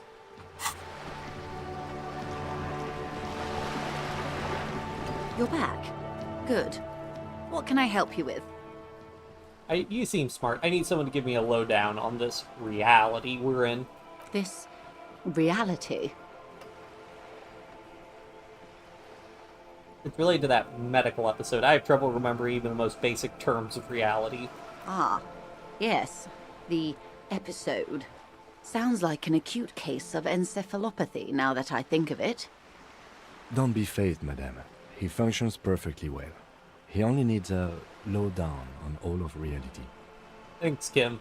We may be here a while then. Ask away, officer. I'll help however I can. All right, we're in. I know these all look good, but begin with the first, okay? Okay. Where are we? We're in Martinez, baby. Baby? A casual term of endearment popular among the 50-plus crowd. It's a disco holdover, pay it no heed. I'm a disco holdover myself. Aren't we all? And what is Martinez? Martinez is a district of Revachol. A very small district tucked away near the industrial harbour, north of the 881 and Jamrock. You would be excused for not knowing about it. Unimportant, they say. Forgotten, even. Shelled to smithereens during the Revolution. It has its charms, just not this time of year. Tell me more about Martinez. I'm not a good ambassador. I've only been here once before, as a teenager. Not a lot has changed. There are ruins, a terminal, fishing boats, reeds. Boys with boxy shoulders. As I told you, Martinez used to be a province. A workers' resort before the city swallowed it and the artillery did its part. Now the Reeds are the real star of the show here. The further down the coast, the wilder it gets. You mentioned a sea. What sea is this? It's not really a sea, it's the Bay of Revachol. And the bay feeds into the ocean. Are we near the ocean? Yes. We're on an island in an ocean. The world's largest body of water. The Insulindic. Vast, lukewarm and unknowable, flowing in and out of sight. What's the name of this island? Caillou, as you already know. Imagine a pebble. A smoothed-over pebble amidst a great blue sea, misshapen, cracked. The cracks are the river Esperance. We're in the delta of this river, on the 6th branch, the Martinez distributary. It is clear this pebble is of enormous value to her. Okay, that's Martinez. What is Revachol? Revachol? Revachol is what you call a city. What kind of city is Revachol? The great kind. As if it's self-explanatory, beyond patriotism, a fact. What makes Revachol great? History, detective. They built this city to resolve history. Our part in it, at least. Okay. Our centuries. Okay, who built this city? The nations of the Occident, or migrant workers from Seminine and Ile Marat, depending on your creed. When was Revachol built? In the DeLorean century. 380 years ago. And why will it resolve history? They say it's where the terrible questions of our time will be answered. The tensions are highest, the fault lines deepest. By that I mean conflicts. Ideological conflicts. The stuff of men. Why here? We are standing on a fertile, self-sufficient island able to sustain up to 200 million people in the middle of the Insulindic Ocean, the world's connective tissue. It's where the money is. So we're in an unimportant part of an important place. So we're pretty much at the center of the world. Oh, we're quite a way off. About... A sparkle of lights on the horizon, like evening stars above the curvature of the planet. 22 kilometers from the center of the world. That soldering iron is the bank of the world building. The bottom floors are Insiacom. Coalition government, Insulindian Mission Command. Silence. She lowers her hand. The water, the light. It's as though you're seeing it for the first time. There is no recognition, only the immensity of the sea and the cold radiating from it. Where are we? We are where we are. I have no truer answer to give, unfortunately. This is one thought you need to complete. Where are you? Was there something else you wanted to know? I remember something about a lowdown. This has been informative. Thank you, ma'am. I'm sure my memory-impaired partner has many more questions to ask, about even more fundamental aspects of reality. Might I suggest not asking them all right now? Ma'am, Messier will be here later too, and tomorrow. Isn't that true, ma'am? Absolutely. My commitment here is long-term. But won't I be lazy if I don't do it all now? Oh, of course not. You are already diligent for getting this far, and diligent boys remember where they left off. Indeed. I'm always at your service. What times are these? Oh, wait, let me...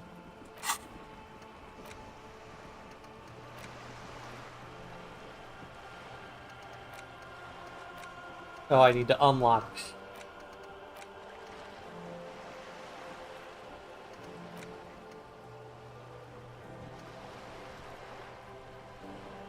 You have to spend level ups, but I also need skill. So wait, so what does this give me?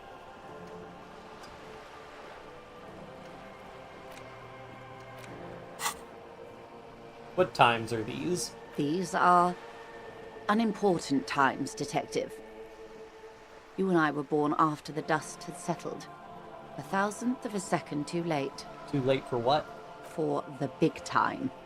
What's the big time? The revolution. And what is this revolution I keep hearing about?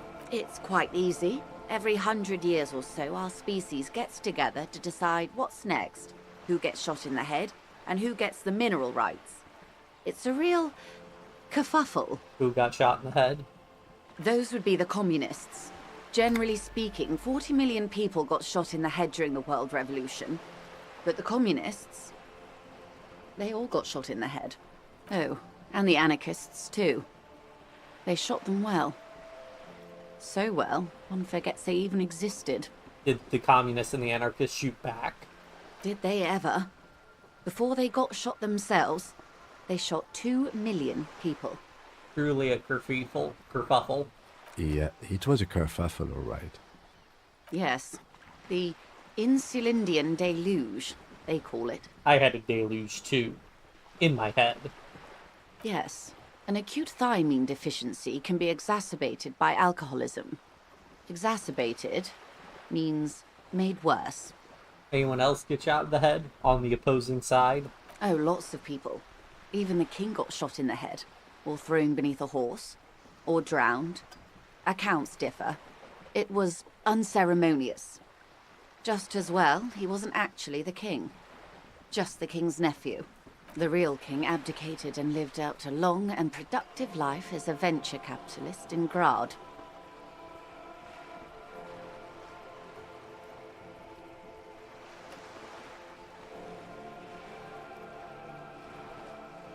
Smart king. Yes. King Guillaume had a nose for bad PR. He ran before it. What is the expression? Went down? Anyway, Gil got out alive and his nephew Frisell got shot in his place. Him and tens of thousands of his wonderfully fascist kingsmen. It was a wild time. Who got the mineral rights? The liberals got the mineral rights. And by mineral rights, I mean everything. Okay, and by liberals you mean? Liberals are usually middle-class people, Detective. Or the remaining gentry. The beneficiaries of the pre-revolutionary arrangement. Some were rich enough to stay with the Constitution, with monarchy. Big mistake. Others bet on the revolution. They were called the ultras, or ultra-liberals. They fared well. How'd the liberals win at all? They didn't win so much as survive. We were the last ones standing when the war ended. Everyone else got shot in the head, remember? She's one of them. Of course. If everyone got shot, who was there to surrender to? To foreign intervention. The coalition. Those people really took the mineral rights. Wait, you just said the liberals already took everything. The liberals took everything that wasn't nailed to the ground. The coalition took the ground. The ocean, the laws, and the people. Who were the coalition? The coalition of nations. Grad, Mesk, Vesper, Messina, Oranje, and Sur-le-Clay. The armed center of the world. They landed here and ended the revolution. It was the moralist thing to do. Moralist? The moralists believe in keeping everything exactly the way it is. They believe in mineral rights, and not shooting people in the head. At least not in the same manner and volume as the others do. They are the long-standing provisional rulers of Revachol now, the coalition government. The rulers of Revachol, and also the world. These guys are strong. This is their zone of control. They embolden the RCM with crumbs of the same law they took. Technically speaking, you are a moralist.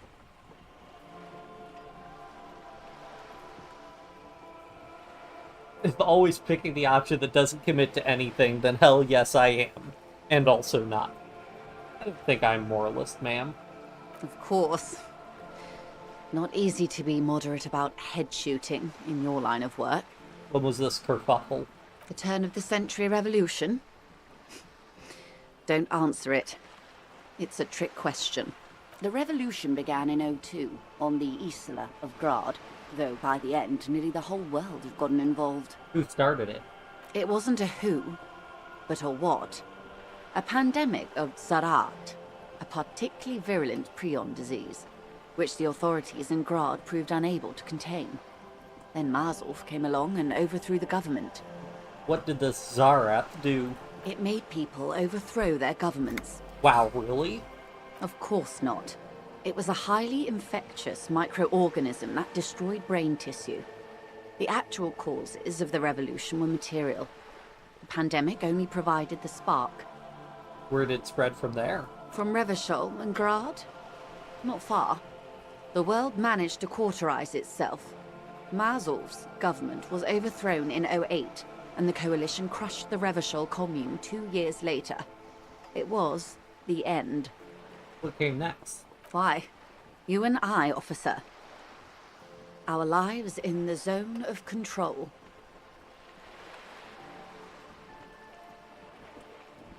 What? Something tells you her life and yours are not that similar. Maybe it's because she has a boat and you have that necktie? A pair of pants? Our lives are very different from each other. No doubt. But we share the same time and position on the planet's crust. That counts for more than you think. What is the zone of control? A city-state divided into free market zones under the everlasting interregnum of the Coalition of Nations, and you, of course, the citizens' militia. The zone of control is the third incarnation of Revachol, after the failure of the suzerain and the commune. What happened in the rest of the world? Modernity. They developed the marvels of the inter-easlary communication, telematic milieus, radiation, colored plastics. Meanwhile, in Revachol West, the aftermath continues for the 5th decade. It's been like this for how long exactly? 43 years. Hard to fathom, I know. What have we been doing all that time? The 20s saw a decade of urban war, west of the river leveled, offshore platforms in flames. Still, it's regarded as an improvement on what came before. 08 to 19 was simply hell. For that? The 30s? Things settled down in the 30s. Revachol East transformed itself into the world's largest tax haven, with the international community's blessing. For the first time in a long time, it seemed like things were going somewhere. Were they? No. It was a market mirage fueled by cocaine and quantitative easing. The 40s dispelled it like a cold splash, an Isla-wide hangover, you might say. And here we are. Welcome to reality, baby. What would you have done differently? Good question. What would you have done differently?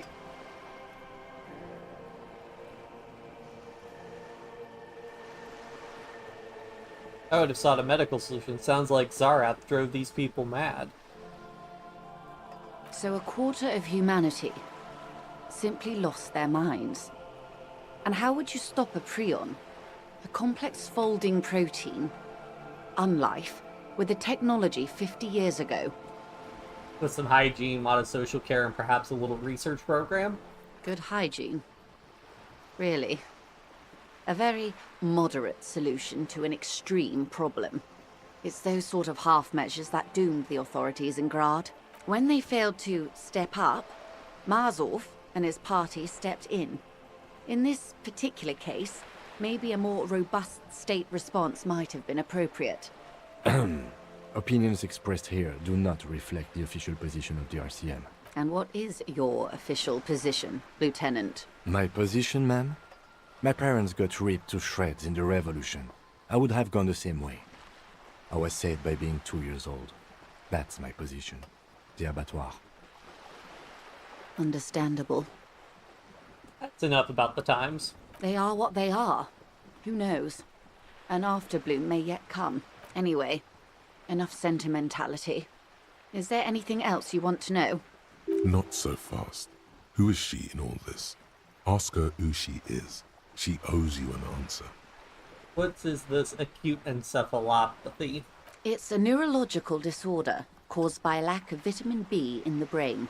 Symptoms include a retrograde amnesia. It's quite serious. You should get yourself checked out. What causes encephalopathy? Well, it's either bariatric surgery or long-term alcohol use. Oh, it's probably from surgery then. That seems unlikely. Yes, and perform autoerotic asphyxiation on yourself with your funny necktie, out in the open somewhere.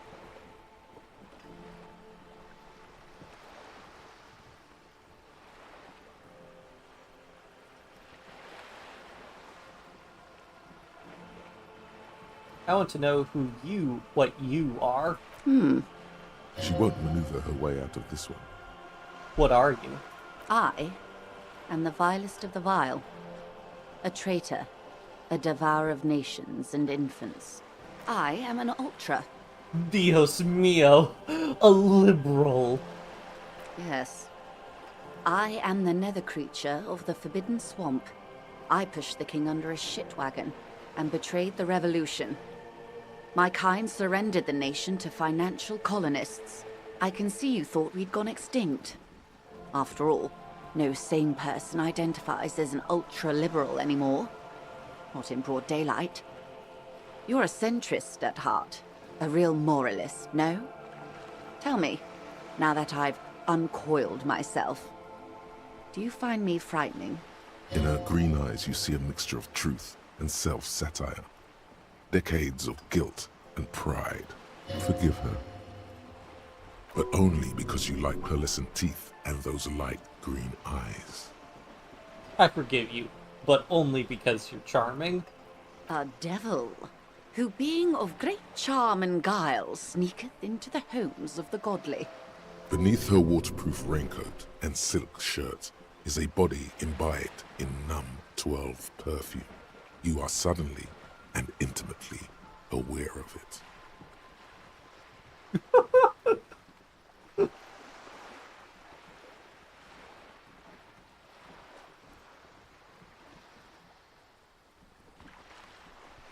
Wanna fuck? Steal, kill, and destroy.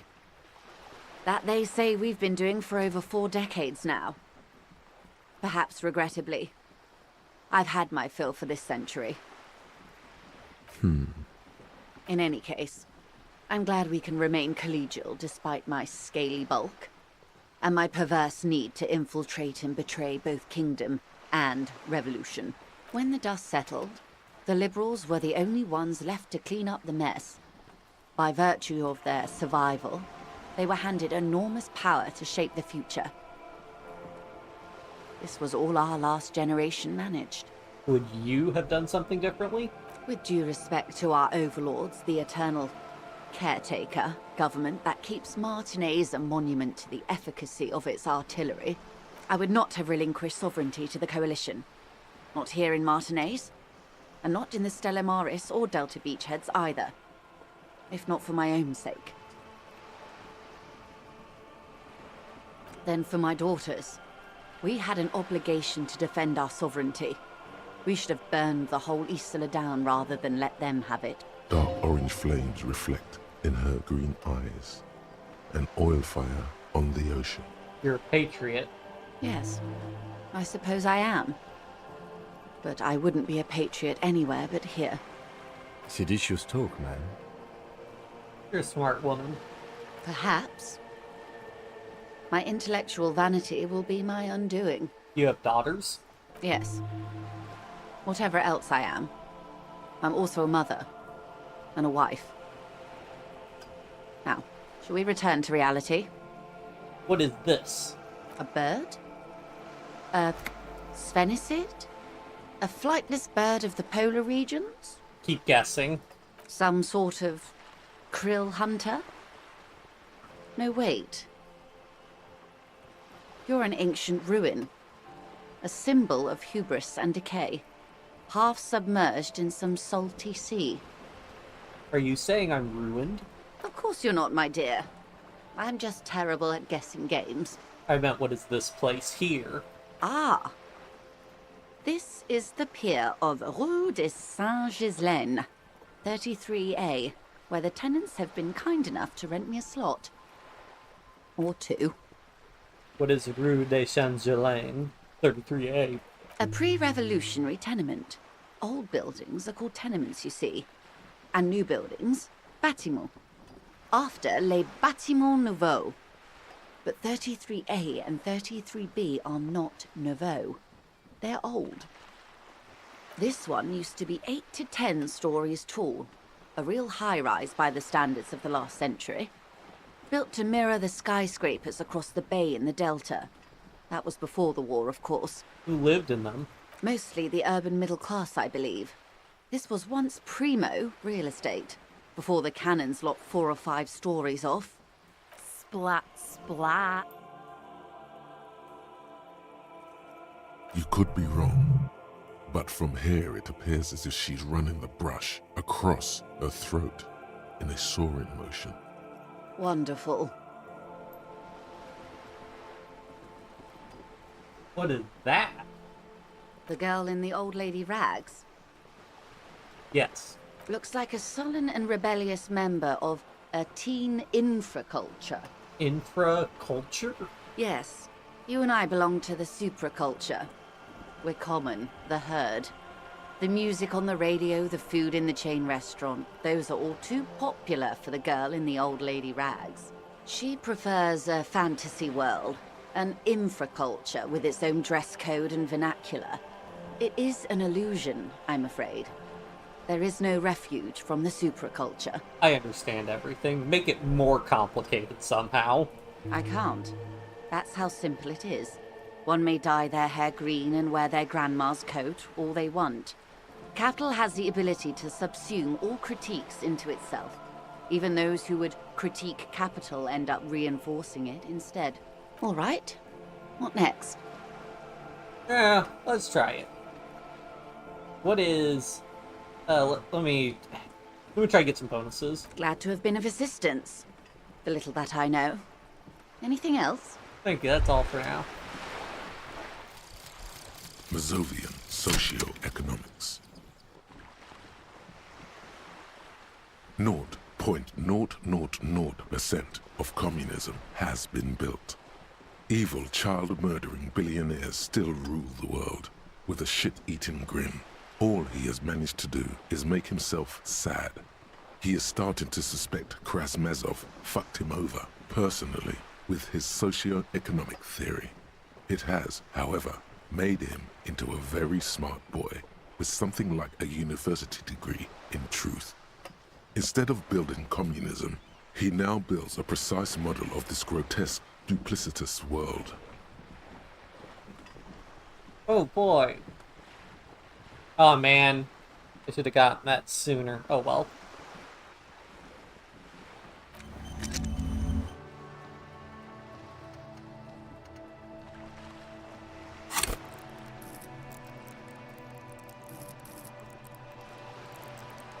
No, let me get more savoir-faire so I can try that jump next time.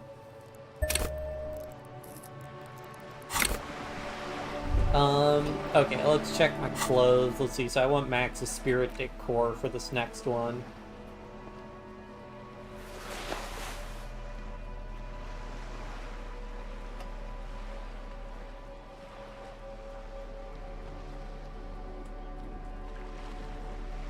And then, oh, those would conflict for conceptualize. Okay, and I get 2 bonuses to conceptualization.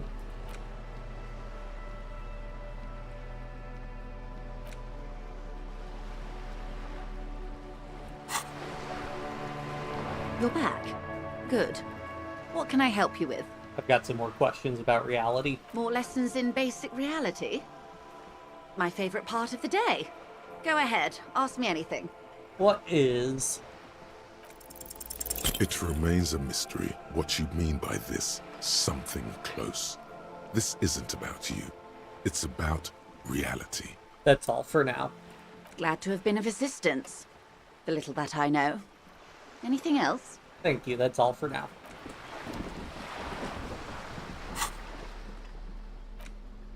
Now let's max out conceptualization.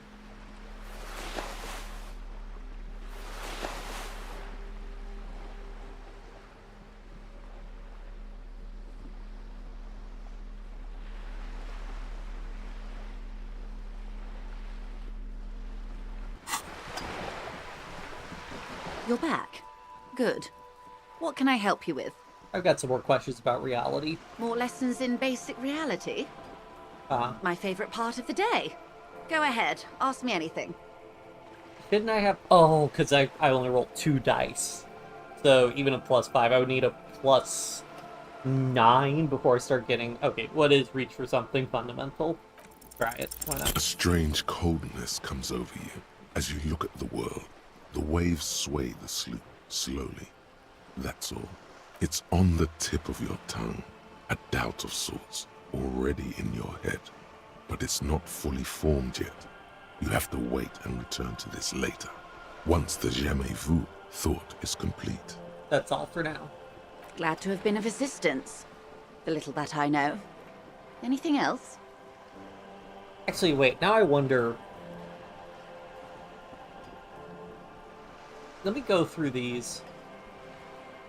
More lessons in basic reality? We're in Martinez. A casual term of endearment popular among the Martinez, you would be excused for not knowing about it. I'm not a good ambassador. As I told you, Martinez used to be a province. It's not really a... Yes. Vast, lukewarm and unknowable, flowing in and out of sight. I would be happy to. What is a preposterously expensive education for, if not sharing? Tell me what times these are again. Unimportant. Those would be the communists. Generally speaking, 40 million people got shot in the head during... Oh, and the anarchists. Did they ever? Before they got shot themselves, they shot 2 million people. This does not represent the official RCM opinion. Don't worry. Klas Mazov shot 15 million people in the head. But that was all the way over in Grad. Yes, an acute thiamine deficiency can be exacerbated by alcoholism. Exacerbated means made worse. Oh, lots of people. The real king abdicated and lived out a long and productive life as a venture capitalist in Grad. I prefer the term risk-averse. King Guillaume was nobody's fool. He could smell a PR disaster brewing. So he got out alive, and his nephew Fricelle got shot in his place. Him and tens of thousands of his wonderfully fascist kingsmen. It was a wild time. The liberals got the mineral rights. And by mineral rights, liberals are usually middle. Some were rich and they didn't win. She's one of them. Of course.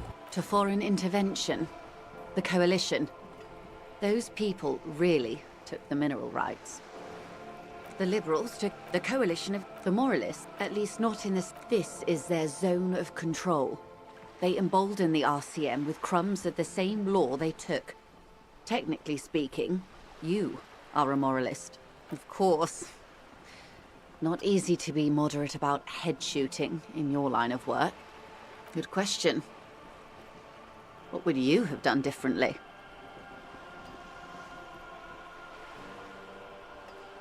I see. 1/10 of humanity. The key of history is in the lock. Keep turning at any cost.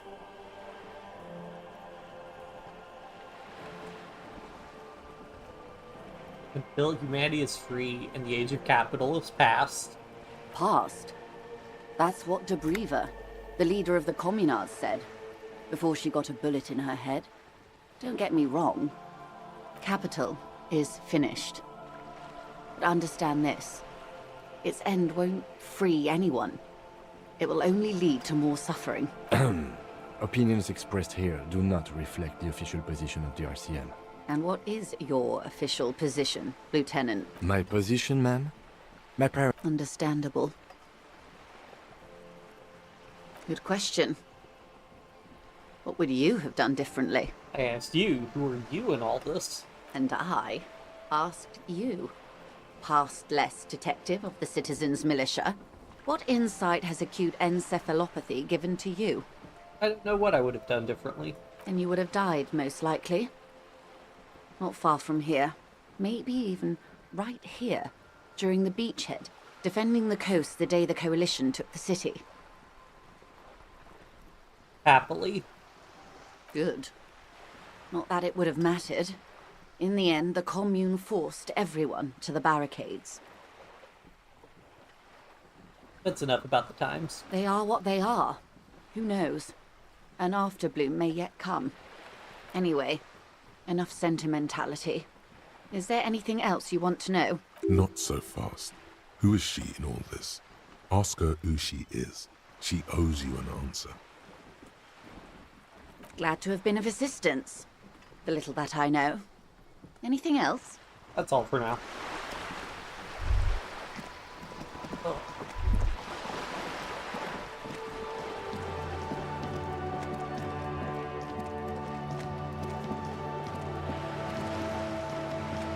Well, unfortunately, I don't have enough money to pay guard, it looks like.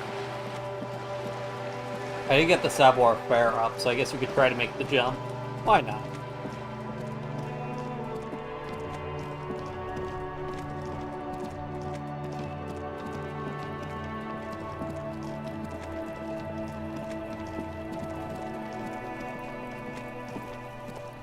Yuno's still out. Wait, did I get... I had a thing to look at for a second. I remember going to the apartments before.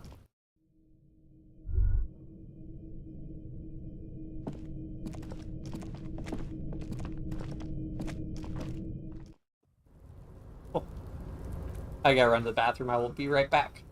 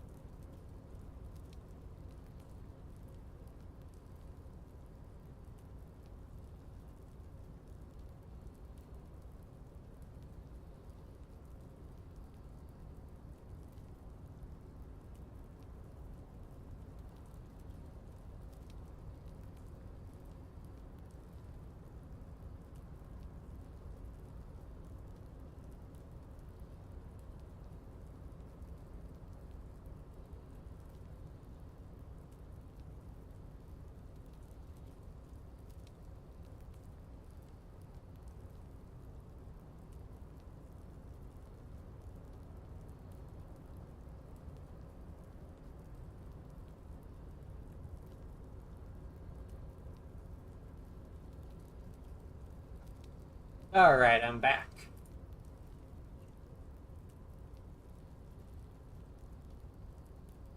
There we go. Alright.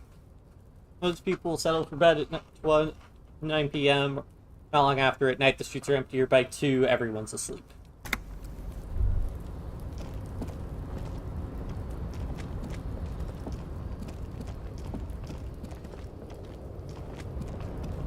Wait, gotta get up here. Okay. Alright. Make sure anything I have buffed to savoir-faire. Alright, I think I have all my savoir-faire malices removed.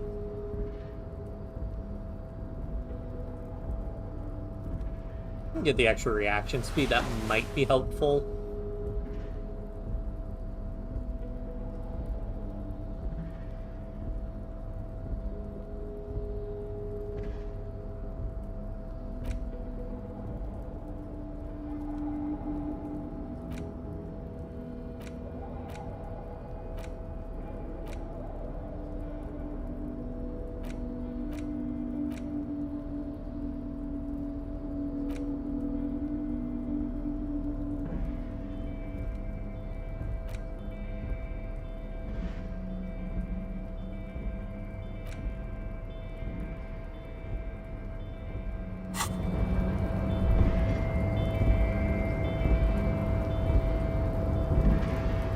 Tarpaulin cloak with possible RCM markings is still caught on the railing. Let's try again.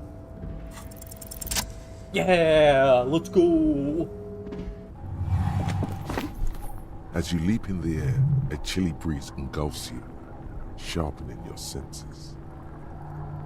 Close your eyes, let your senses take in the world around you. Ankles tingling from the tension, blood roaring in your ears. You are ready for your rendezvous with the concrete pavement below. He's so on the money, Bratan! Just imagine yourself dual-wielding a bottle and a flaming cigarette, whilst airborne! Continue the voyage through the salty air. As the concrete floor welcomes you, you realize it's been a while since you felt so alive. Alert, capable. Must be the adrenaline. I knew you could do it. My climbing down might not have been as disco as your jump, but at least we can explore the harbor now. With your feet firmly Hooray. planted on the concrete, the noise of the harbor rushes back in.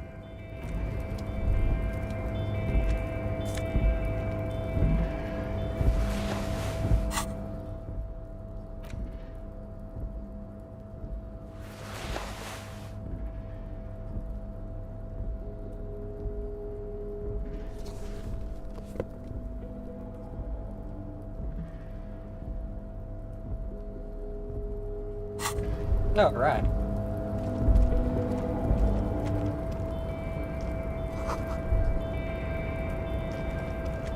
Oops, that's not what I wanted to do.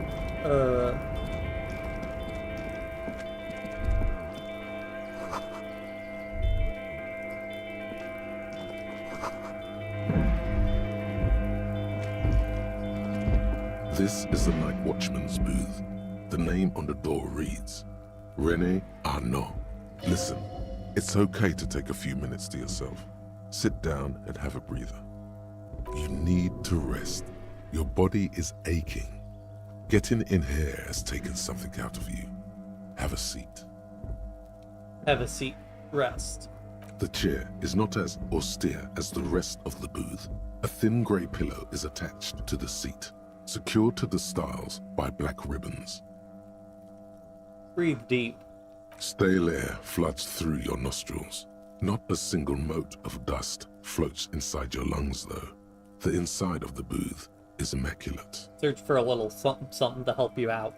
The drawers are empty, save for old timesheets and receipts. One small box, however, does hold some cheap painkillers. They are slightly out of date. Read the side effects. Oh boy, where to start? Elevated risk of dementia, mini strokes, Prophet's disease, sudden death, hair death, erectile malfunction, critical flatulence, watery blood, black mucus, uncontrollable weeping, Increased sensitivity to La Opera. Inoperable joint disorder. Total spinal collapse. Maybe this was a bad idea. Ian, would you mind if I help myself to some meds? I'm not here to tell you what to do, Detective. Take the painkillers. You take the painkillers. They are yours now. Get up. You stand and exit the booth. So this is where Renee works. I'm gonna look around. If you must. But please hurry. We are pretty easy to spot up here. Nothing incriminating catches your eye. The cabinets are clean and their sparse contents meticulously organized. There's a framed photograph on the table. Looks like the inhabitant is rather pedantic when it comes to order. Take the picture. It's a black and white photo of a young couple out in a street fair. The man, Rene, is dressed in a Royal Carabinieri uniform. The girl is young and very pretty. She is smiling playfully at the camera. Why did you take that picture of René? I'm gonna ask him about it. You're really interested in that old soldier. Not sure I understand your fascination, but sure, as long as it doesn't take up a whole lot of time.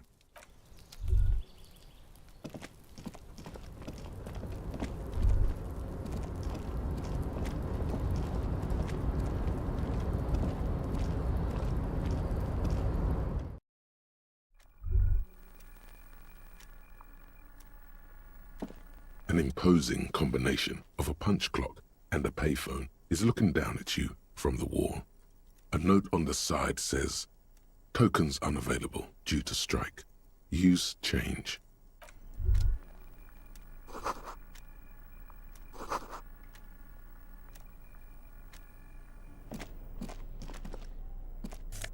Oh boy.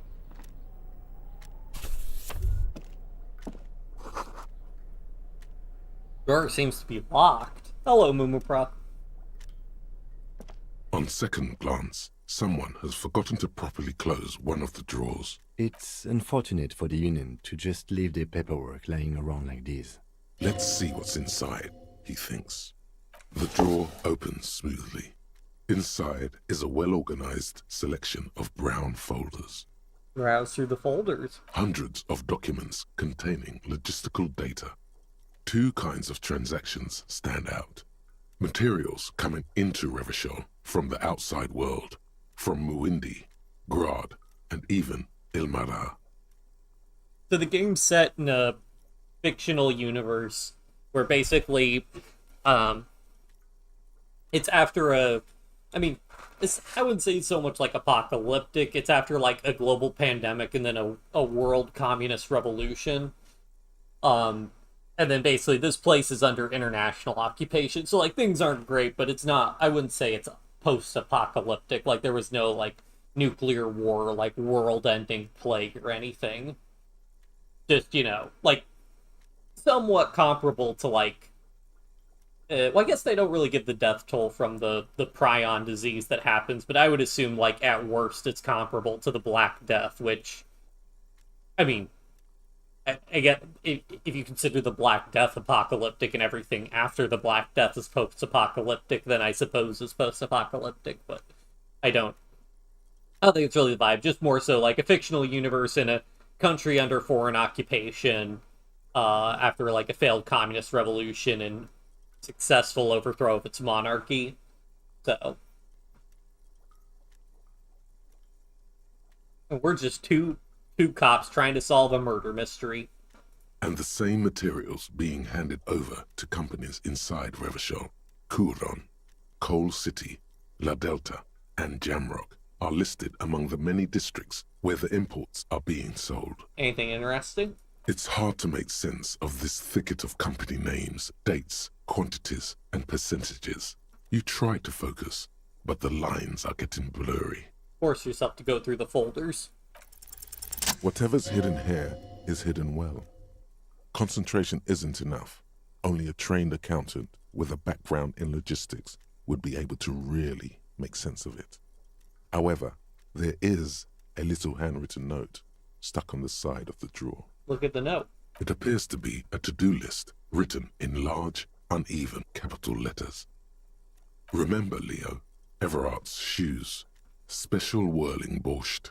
Water Everart's plants. Sweep office floor. More banners. All items on the list have been crossed out, and the note itself is crumpled. Welcome, a to-do note with a list of errands for Everard. Everard Clare, probably. The head of the Debarders Union. One of his aides must have left it. Nothing incriminating here. What is so special about this borscht? Code for drugs? Booze? Blood? Take another look. Remember, Leo, Everard's shoes. Special whirling borscht. All items on the list have been crossed out, and the note itself is crumpled. The drawer slides shut smoothly. Someone left the coffee machine on. The dark liquid in the pot looks almost sentient.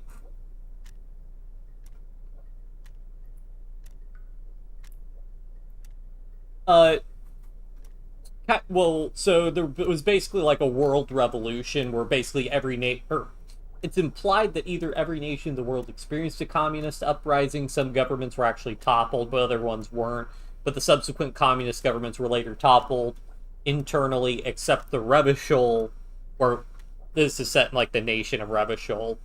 But the Revachol government stood strong after overthrowing its monarchy, so then foreign powers invaded and overthrew the communist government. So the world's still divided into nations, which are implied to be more or less liberal democracies. But I guess maybe we don't actually know.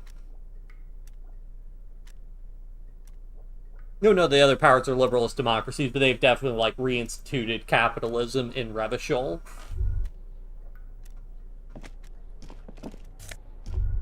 Oh boy, a postcard.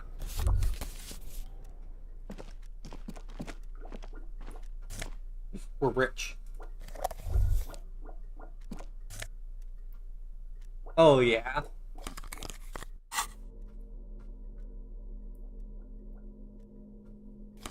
Now we're talking.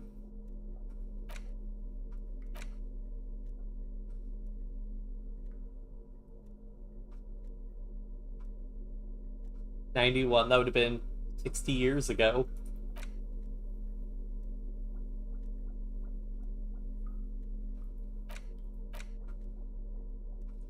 The front of this quarterly journal features a large satirical portrait of the late King Friesel.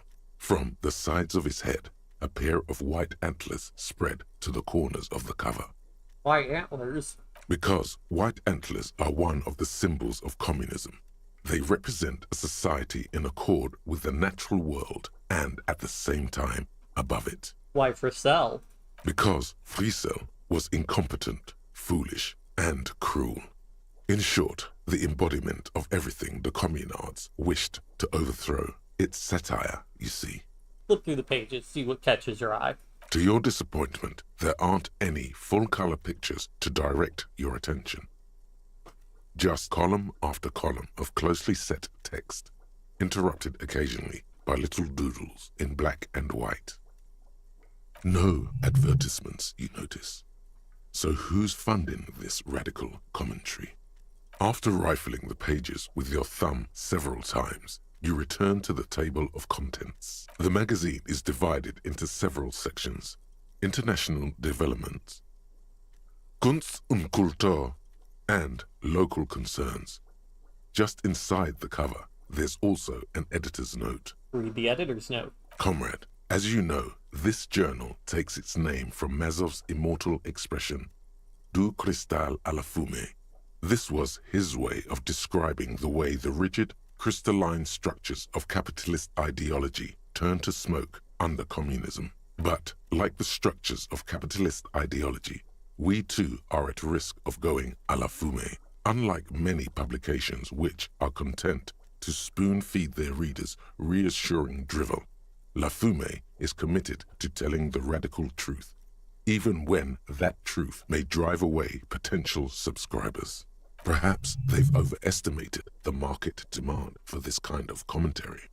So please, if you value our radical Mazovian perspective on contemporary politics, culture, and international affairs, please consider subscribing today. Yours in struggle, the editors. Jim, I think this is a communist magazine. What do you expect? It was laying around the office of the Debarders Union. They're probably bankrolling the thing. You flip back to the front of the magazine. The table of contents unfolds before you. I want to catch up on international developments. This section includes a long, tedious critique of the latest round of free trade negotiations between the EPIS nations and the Free State of Semenine. You also skip over an article about heavy fuel oil smuggling along the Mesk-Messina border, something about bear wrestling in Samara, book riots in Yugograd. Face it, you really aren't interested in foreign affairs. You're not even sure where most of these countries are. You flip back to the front of the magazine. The table of contents unfolds before you. What is Kunst und Kultur? It takes a moment, but gradually it dawns on you that Kunst und Kultur must mean arts and culture. As you leaf through this section, you come across several reviews of recent radio plays, as well as a brief artist spotlight featuring a local artist identified only as CS. The main feature, though, is a long essay titled Tip Top Tournée, a critical Mazovian perspective. Read the profile of CS. This so-called artist spotlight is really just a brief Q&A, made all the briefer by the subject's evident hostility to her interviewer. Just a moment, what is the tip-top turning? The actual article is surprisingly light on details, but after skimming a page or two, you gather that it has something to do with motor carriage racing. If you don't follow it, you only ever hear about the ludicrous sponsorships and obscene death toll. Alright, let's see what these communists have to say about Tip Top. You think you're settling in for a relaxing recap of the most recent season, maybe sprinkled with some nice anecdotes about a few of the more colourful drivers.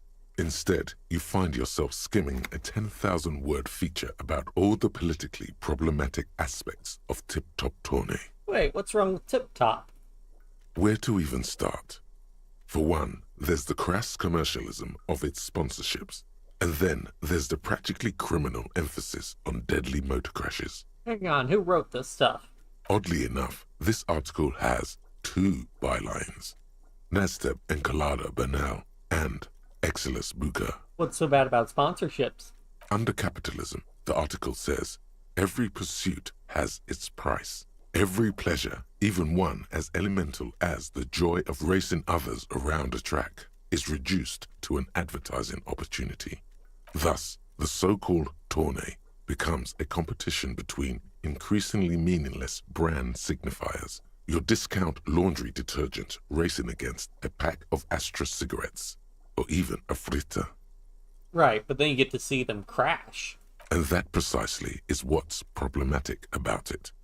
Were it not for the promise of random, spectacular violence, audiences would quickly lose interest. At the end of the day, it's the destruction of these 750,000 real races that you're really watching for. Wow, you're right. I really am just in it for the violence.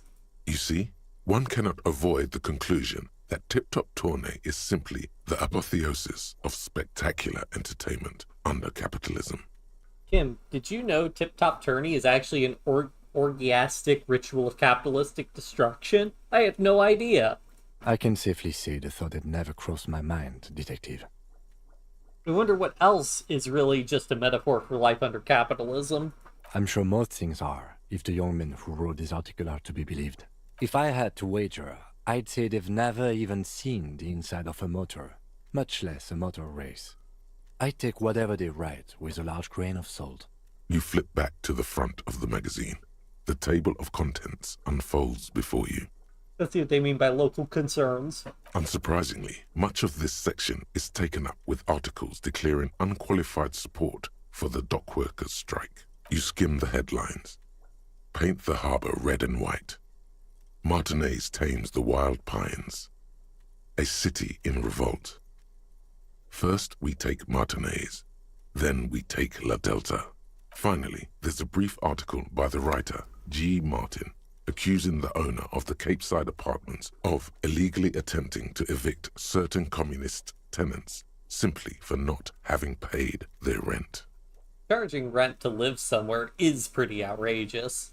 The writer G. Martin remarks dryly that capitalists love wealth redistribution, so long as it's only redistributed upward.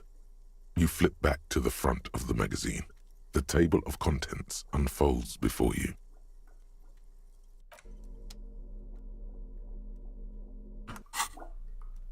I got another point. What do I need? I think I need volition to get the... Why is my suggestion so high? Oh, because I have all the bonuses, I think. Wait. Why is my suggestion so high? Oh, it must be from one of my thoughts. That's right, yeah. I think maybe Raphael Ambrosius Cousteau raises it.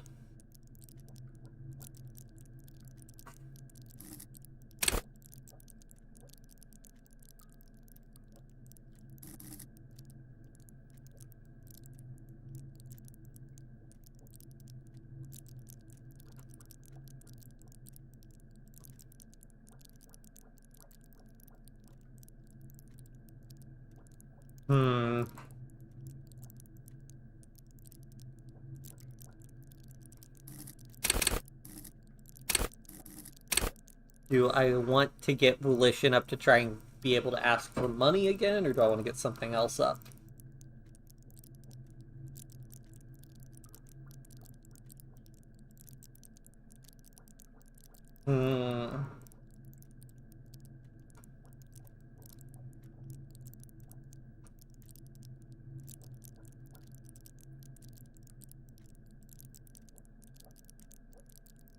Or do I could try to, like, get my rhetoric in, because that's my rhetoric bonus from items.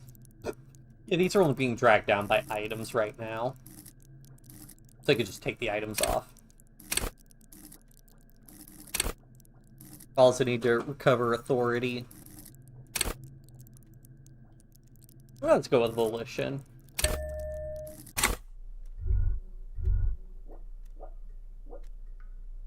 We should think about calling it a day, maybe. The nights are still miserably cold this time of year. I haven't paid the cafeteria manager for damages yet. You should take care of that, then. But I don't have the money. Let's talk to him anyway. An officer of the RCM shouldn't be sleeping in the street. We'll figure something out.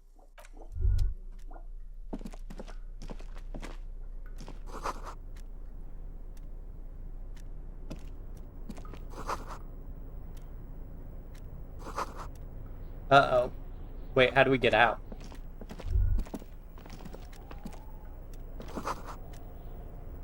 I have no choice but to talk to the union leader. Oh no, I'm trapped.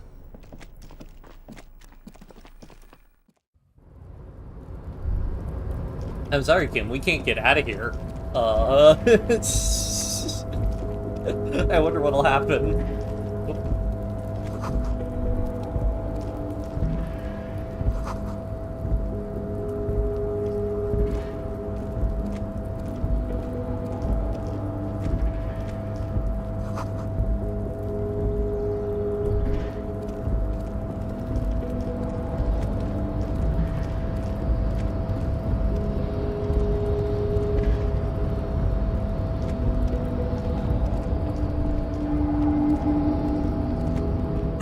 Control panel with several knobs. 2 buttons marked Marche and Arrête are faded with use.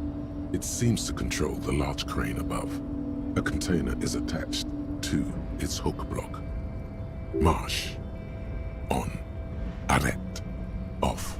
Crane stands tall, proud, erect, and still. Crane stands with a loud grind. The crane shifts overhead, moving a massive metal container through the air.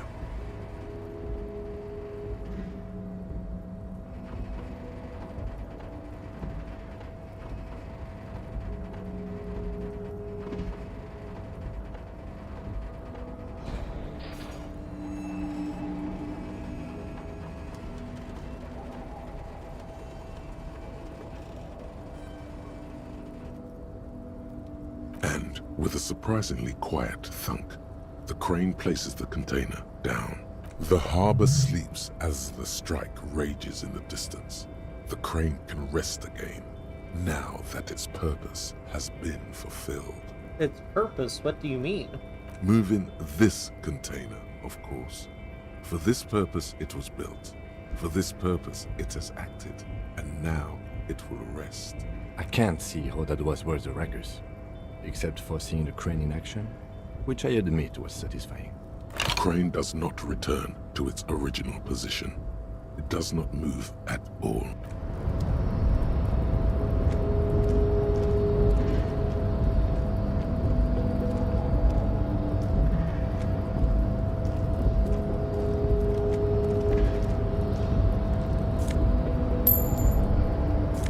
Rich. I guess I should have known I get like health and stuff.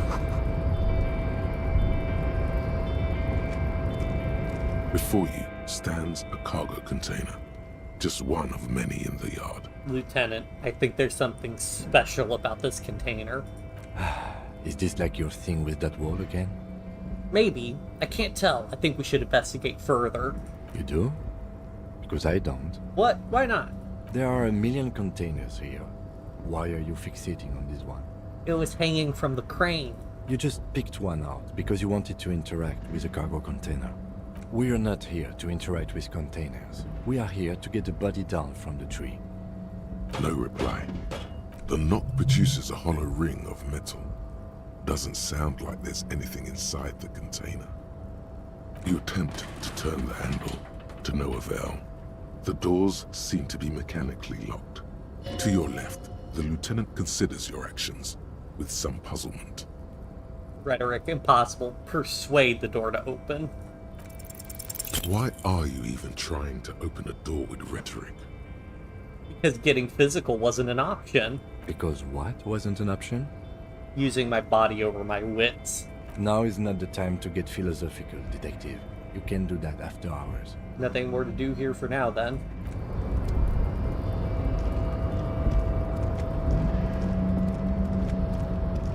Whoop.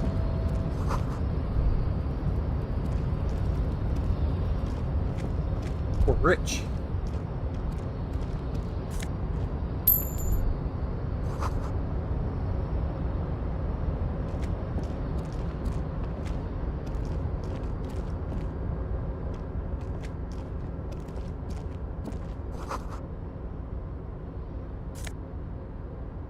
Ooh. I probably want these. Half-Life might be more relevant. Half-Life, I think, is intimidation. Let the body take control, threaten people. Yeah.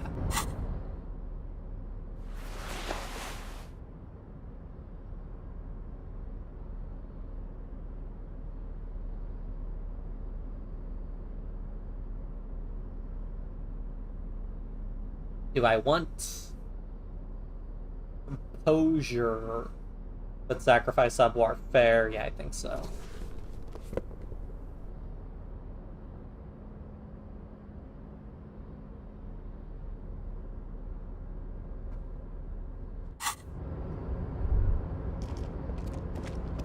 We're rich.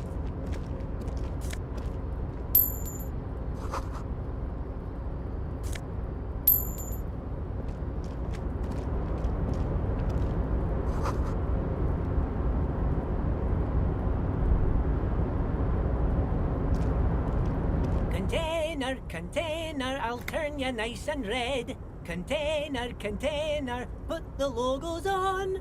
The accent is so thick, it's impossible not to notice he's Ubi, from the vanishing peninsula of Ubisunt on Muindi. Container, used to be Wild Pines. Container, now belongs to Everard. Everard, he looks after everyone. Huh? Well, hey there. How can I help you, mister? I see you are not a union man, mister. Did you get lost? You're not one of them scabs, are you? What is it with you people in scabs? I mean, I don't personally mind. Folks is just folks, you know, and folks gotta eat. Just some of the other guys don't look too kindly on the scabbing kind, if you know what I mean, mister. You're Ubi, right? Oh, yes. Born and raised in Arish, mister. Mum had to leave my dad after he got a bit violent. took us here to the new world. I was about 10 then, too old to lose my accent then. People say us Ubies are up to all sorts of trouble with sheep and other animals and whatnot. I just want you to know there was never any of that where I come from. No, sir. Those are just nasty rumors. Thank you for clarifying that, sir. What are you doing with the containers? Oh, I'm just making some covers for them containers here. Yes, I am. Yes, I am. So it's easier for the crane operators to spot them. What's going on here? Everything is so pretty and red. You and Leo look like brothers as you glance around with similar childlike wonder. But red is so much prettier than drabbled green. Sure is, mister. Sure is. Really livens up the place. Yes, it does. Yes, it does. I had to break this bonding moment, but the red containers mean they are replacing the company livery with the union livery, which means this strike isn't gonna stop anytime soon. Where is everyone? The harbor's empty. Oh, most of the guys are down at the gates, keeping the scabs from coming in. We're on a strike. The whole union is. You don't have to work when you're on strike. Ha! We haven't worked for 2 months now. So no one is working? Not everyone is down there, of course. Mr. Everard is in his office, where he always is, and Jean-Luc is guarding the gate. But Titus and his boys got into some drunken trouble and Everard sent them on a nice vacation, for a week or so. What kind of trouble did this Titus and his friends get into? Oh, I'm not really supposed to talk about that. That's union business. Him and his boys stirred up something in town. Probably drank too much and got into a fight or something. I heard Mr. Everett telling them to take some time off. Don't go all bad cop on this simple, friendly fellow. What did they actually do? I guess the boys got a bit too rowdy and had to let out some steam. I don't really know the details. That's just how boys are, you know. I haven't been in a fight since I was in middle school. Easy, Leo. Let's keep this on the Hardys. We're the Hardys. Too rowdy? Leo, what kind of fight did they get into? Did they kill a mercenary? Okay, Leo, let's hear about this fight you got. Oh, well. Too late. Leo's mouth is still moving, and the words are spewing forth. Words, words, and look, even more words. This guy could go on till the end of days. Now he's talking about some drunk sawmill owner who... No, he already switched to a prized fishing rod he apparently owned at some point. You know what? Just cut in there with your questions. Yes, yes. Everybody needs a job, and this is mine. I'm Leonard, by the way. Leonard Bellick. But everyone calls me Leo. I'm like Mr. Everett's right-hand man when Mr. Edgar is out of town, and Mr. Edgar's right-hand man when Mr. Everett is away. Actually, Miss Beaufort is the right-hand man, but she's a lady. Who is this, Miss Beaufort? A real pretty lady with a skin like those Douai Sucre candy bars my missus likes so much. Them are real nice to suckle on once the dinner is done and me and the missus sit down beside the radio. But I can't listen to the radio all the time. There's so much to do around here and I'm always busy keeping things running here. Yes, I am. Yes, I am. Stay on this Miss Beaufort topic. Hold on, who's this Miss Beaufort you mentioned? Oh, Lizzie. She is a real sharp tool. Mr. Everett put her through some fancy school and everything, east of the river. 4 years she was gone, and when she came back, she was all fancy and lawyerly. But she's a real nice girl. Grew up in this here neighborhood, knows everybody and gets along with everyone. Real pillar of the community one day, I'm sure. If me missus and me was to have a child, I'd be real happy if she turned out like her. But she can't have kids. Dr. Lemaitre said so, and she knows about such things. Been a doctor for almost 50 years she has. So Everett trained a lawyer named Miss Beaufort. Interesting. I think you're doing a great job around here, Leo. Yes, this place really seems to run like clockwork. Keep it up, Leo. Well, thanks a lot. Coming from you, it means a lot, really. Sometimes I feel some of the guys don't really get how much I bust my ass for them here. But you guys are alright. Are you the Leo who wrote the note to make more banners? Oh, yes, yes. I leave all kinds of notes for myself. That old head of mine ain't so good at keeping things in no more. I almost forgot about the borscht. What was that about the borscht? Oh, yes. I've been taking special whirling borscht to the men every day since the strike started. It's very, very good. Makes a man feel so warm and happy. I feel like I could take on Mr. Renadan's boar dogs every time the lunch is done. Power borscht, huh? Never heard of a borscht that turns little guys into dogfighters. Alcohol, however. What do you mean taking this soup to the men? Is it for striking? Yes, yes. I'm taking it to them. The borscht keeps them happy and in fighting spirits. Makes you all warm inside. They brew it in the whirling in rags. Hold up, who makes it at the Whirling Rags? Oh, the whirling's cook. He makes it. Them is always talking with Mr. Manana in that weird language and laughing together. He doesn't speak what we speak. He's from Grad. Looks like the borscht is spiked. I'm gonna look into it.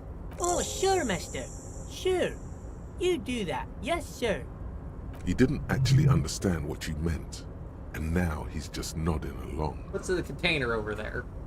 Oh, that one. That should be empty as far as I know. Lots of containers here have nothing in them. They're just waiting to be loaded up. Told you. I'm looking for the leader of the Dock Workers Union. Oh, you want Mr. Everard then? He's an awfully nice fellow, he is. Him and his brother are both nice fellows. They've lived their entire lives in this here neighborhood. Guys like Mr. Everard and Mr. Edgar, his brother, are real good guys. Made Martinez what it is today. Mr. Everard and Mr. Edgar and I went to the same school we did when we were boys. Easy now, Leo. I just want to know where I can find this man. Oh, Mr. Everard is usually in his office, of course. But he already left for the day. He always leaves around 10 p.m. Uh-oh. Okay, I'm off. Bye-bye now. I really hope I'm not soft-locked and trapped in here. A large table with two huge vacuum-insulated thermal coffee dispensers. Someone has forgotten a small plastic card next to the stacks of cups. Pick up the card. You snatch up the red plastic card. It features a black contour of a crane lifting a container. The name, Etienne Hogarth, is written in the middle. Below it, in smaller text, member of the board. It comes with a magnetic strip meant to open electronic doors. Oh, are you what I need? Is that what I was supposed to sense?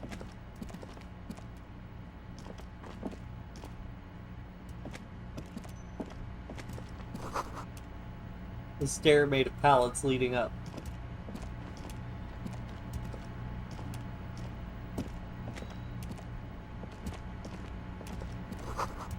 Taxidermy fish that tells time.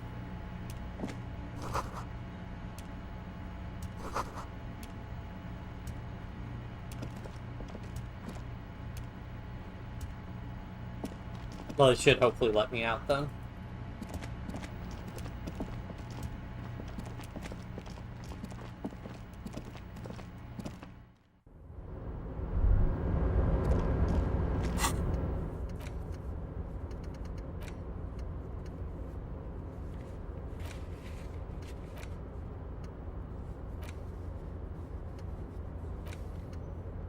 So many tasks.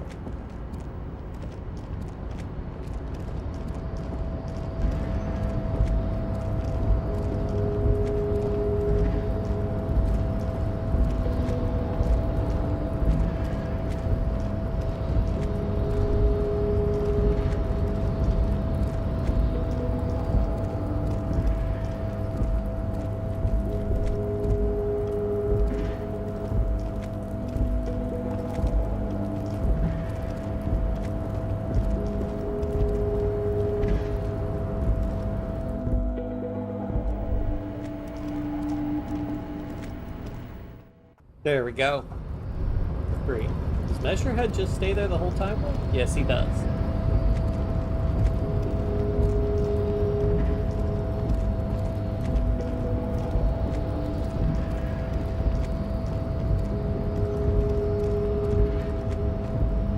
Protesters are gone.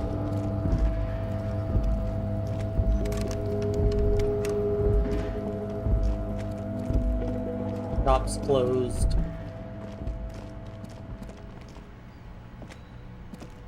I can't believe it's snowing again. It felt like springtime just a few days ago. It's so late and you're still here. I'm a nighthawk. What can I say? Odd.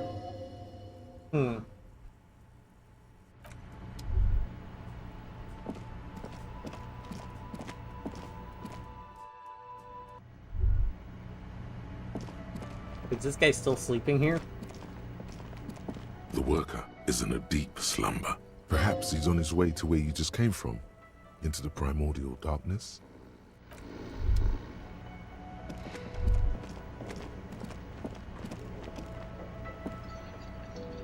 Hello, Gart. Can I help you? So about the money I owe. Yes. Have you got it? I wonder if we could come to some sort of arrangement for tonight. Does that arrangement include you paying me what we already agreed you owe me?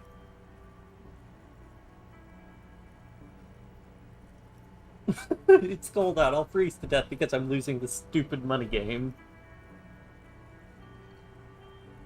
I'll pay you back tomorrow. I'm an honest cop. Nah, it's cold out. I'll freeze to death because I'm losing the stupid money game. Game? Everything is just a game to you, isn't it? Hold on, I still have my key, you know. Good luck trying to use it. All the locks have an electronic component. They have to be unlocked down here with a master key before your guest key will open the lock. I'll find a way and I'll break the door down. Oh, wonderful. Try to do that. I'll have to call you an ambulance. This conversation isn't going anywhere, is it? Not until you bring me the money. Okay. I might have something in my motor carriage we can use when you're done here. I really didn't want to resort to this. The man is thinking. Oh, Lieutenant, we're done here. Goodbye.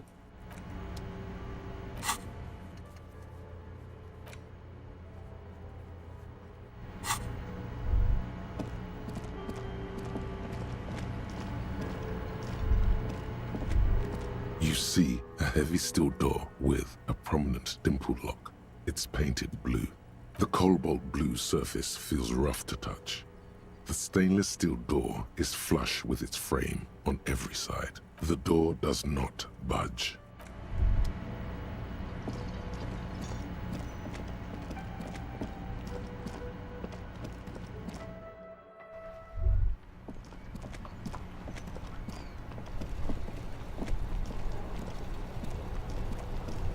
Inside, you see a set of steering levers, a radio microphone, a pull-out toolbox, and the soft glow of the fuel preheater gauge. I have something here we could sell. Look in the back, in the suspect transport enclosure. Transport enclosure? Regular people just call it the cage. Look in the suspect transport enclosure. The cage at the back of the motor carriage looks rather uncomfortable. 4 shiny hubcaps are stacked against the seat. Their silver edges sparkle in the dark. I confiscated these 4 a little while back. We can take them to the pawn shop down by the Martinez Canal.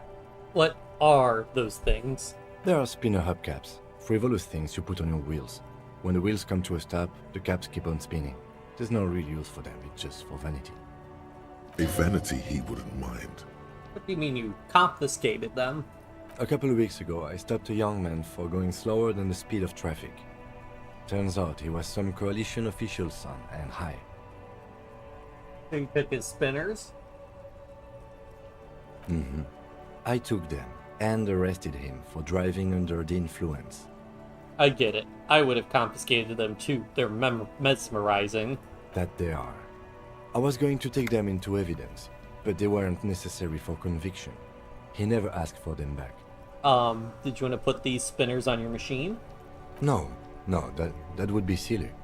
I don't know why I kept them. It doesn't matter. I couldn't put them on this MC anyway. A cop with spinners. That would be outrageous. Yes, outrageously cool. He flashes a smile, barely visible in the dark. The spinners shine so bright they reflect on the lieutenant's glasses. He doesn't say anything either. You said something about a pawn shop? Yes, there's one 100 meters south of here. I think it's called Roy's Nest or something. If I'm not mistaken, it should be open late. Items that can be pawned at Bird's Nest Roy's appear in your inventory under the Items tab. You can pawn these items when talking to Roy. Sorry, I can't take them. It wouldn't be right. Alright, let's not take them now. Then, come back once we realize we have to.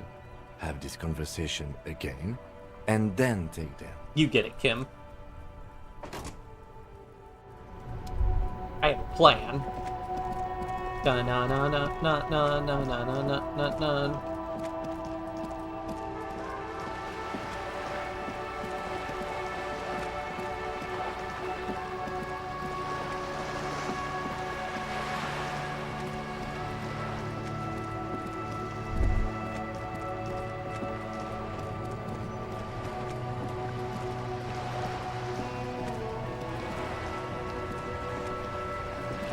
You're back. Good. What can I help you with? Can I have some money? Voila, you're doing it. Really put your back into it. Yell it from the top of your lungs. Money.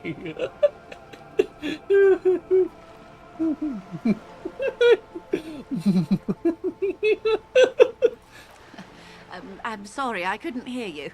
The wind is a bit strong. Could you repeat that? Need money. How much money?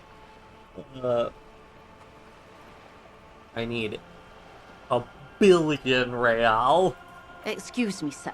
I don't have $1 billion real. What? I thought you said you had like 20 billion or something. That was the annual revenue of the entire Wild Pines group. Not my personal fortune. Try again, dear. A little lower this time. I need 10,000 real. Come now. Nobody carries that much cash on their person. Particularly in a place like Martinez. I'd get robbed. And even if I did, I still would not give you 10,000 real. I would rather buy something nice with it, like expensive hi-fi or a new hydrodynamic E40 sail. Hydrodynamic E40 sounds fast. It is. Fast and silent. Try again, but lower. I like high-fidelity anything, sir. Now, try again, but lower. I need 100 real. That's a good sum. Not too small. Not fantastically large. Like $1 billion. She removes a few notes and hands them to you. The paper is cold and oily to the touch. Good. We won't be needing to go to my kinema then. Whoa, whoa! Did you see how easy that was? Ask her for more. Toot toot, train to Moneytown. Nay, 'twould be dishonorable, and mine honor is my life. Can you eat honor? Are you an honor? Give me a break. So, I hope I didn't just bribe you, officer. It may not be technically illegal under the Emergency Act, but still. Funny that you're worried about this and not your ruthless exploitation of the entire human race. You're right, ma'am, that donations are permitted under the Emergency Act, unseemly as it may be, as long as they are properly logged with the precinct. Which he most certainly will do. Now, how else can I help the RCM today, besides supplementing its salaries? More lessons in basic reality? My favorite part of the day. Go ahead, ask me anything. Glad to have been of assistance. The little that I know. Anything what we do. The Pines, and that is the terminal. I'm not at $1 billion? Numbers like that mean nothing to me. Yes, past a certain point, numbers begin to seem imaginary. But they are quite real for the 72,000 employees who depend on Wild Pines for their paychecks. A conglomerate the size of Wild Pines is like a shark. If it stops moving and growing, it will die. Then what becomes of those 72,000 families? It is a tremendous responsibility. Where does Wild Pines get all these billions? They started. Centuries of care, deliberation, and madness have gone into this endeavor. Vessels pass through the Great Unrest to re-emerge with apricots in tow. They started centuries of care. You mean aside from being the terminal's legal owners? Who are responsible for moving 8%? We built this to all the best before a company... With your help, hopefully, says her warm tone.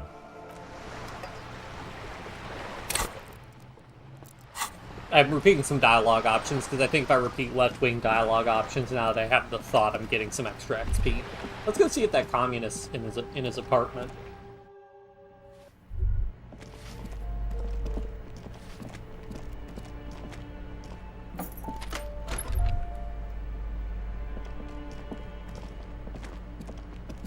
Could I have just slept here? Jesus, I'm having an urge. It's for like Prussian culture outside of militarism, which I'm struggling. Is Prussian culture that militarized? I think it was, although I think that, like, I mean, when was Brandenburg Gate constructed? I mean, they've got, like, architecture and stuff, granted, a lot of that just to, like, emphasize the military stuff. Still not home yet.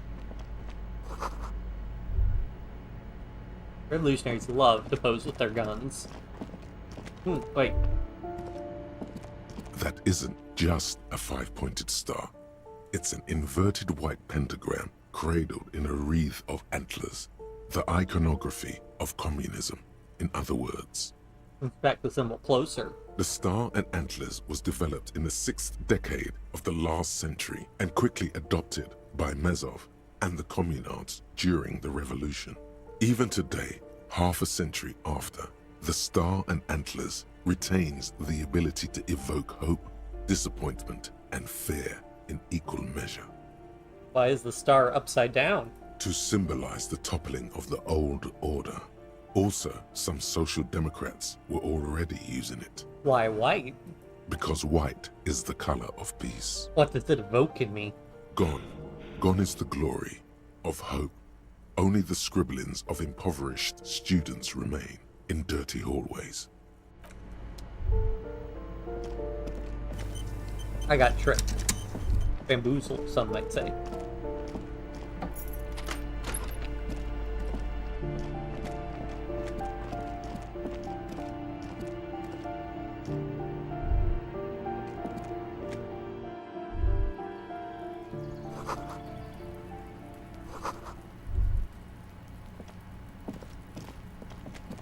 Can I come in here again?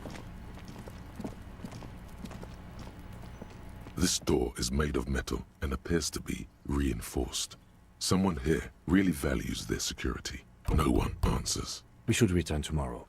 Tomorrow at 9 p.m. Okay. Well, I think somebody's in there, but whatever.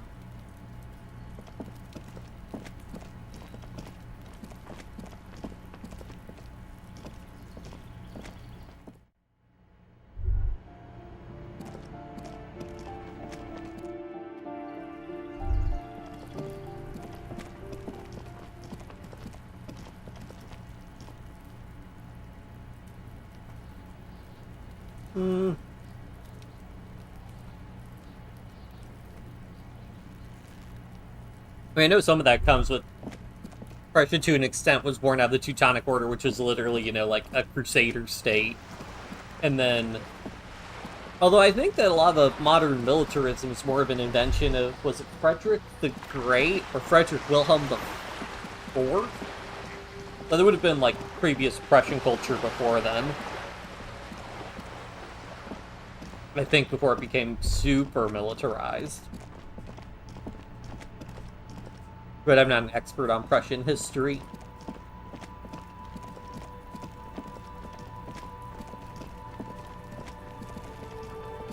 Who has literally been here for like 13 hours? Gotta respect the grind. Actually, like 15 hours, I think.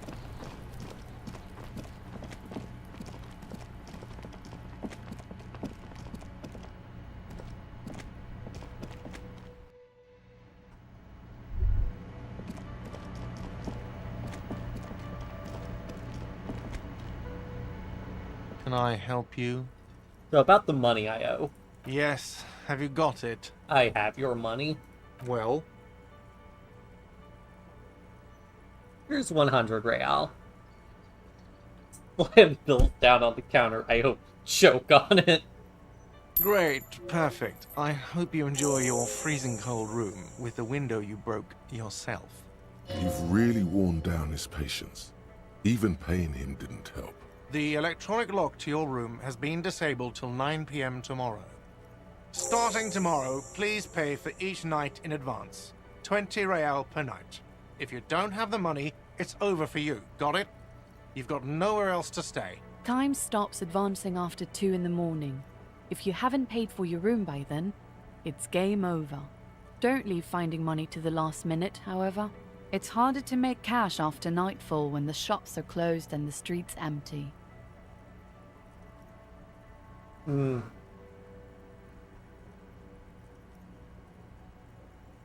you get game over? I guess what, do you just freeze? I think I should be able to stay in that apartment. Always happy to have officers from the RCM as guests. Anything else I can do for you? Alright, I saw another thing at the Whirling. Another thing. Great.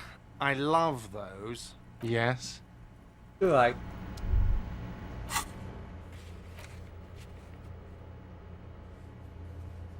Don't have a free place to stay, you have to do this every night. Begging with the Indonesia Luma Council for the cross-religion greeting. Mr. Village just used that greeting in front of Al-Azhar, Egypt Grand Imam. Ah.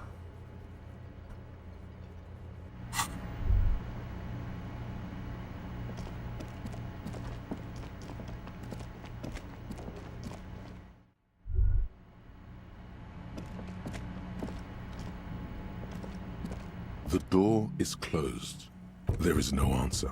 You hear the shower being turned on. Somewhere inside, a tremendous loneliness comes over you. Everybody in the world is doing something without you. Beauty, don't abandon me in all this ugliness. The door does not care. The door probably thinks you're a has-been loser too. You feel your funny necktie becoming tighter and tighter around your neck. Knock again. Still no answer. Knock again much harder. Still nothing. The lieutenant gives you a quick glance. You should punch a fucking hole in it.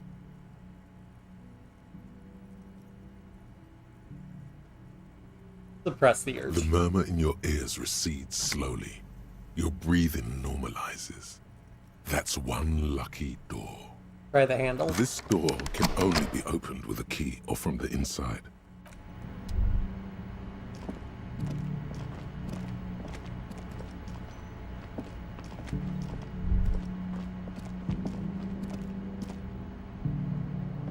Yes? Tell me about the case. What do you want to know? I guess I haven't done, like, Kim's basic dialogue. Literally anything about it. I can't remember a single thing. Ah, yes. The case brief you missed. Now I remember. Brief, yes, that sounds good. 3 days ago, the RCM Emergencies Desk received a report about a security guard who was found hanged in Martinez. An anonymous caller said there was a dead body behind the Whirling in Rags hostel cafeteria. The cadaver had been there for 4 days. No one had come to investigate. During that time, the victim had been stripped of his belongings. The caller did not identify him, but used the word lynching. There is an ongoing labor dispute between the local dock workers and the logistics company Wild Pines. I was told we should approach the death as part of this dispute. Wait, does this briefing say who the victim was? A security guard or worker of some sort, hired by Wild Pines. This was just hearsay from Martinez, of course. We need to find out the truth. Why didn't we know anything about the caller? They didn't identify themselves in any way. The tone was muffled using a device of some sort.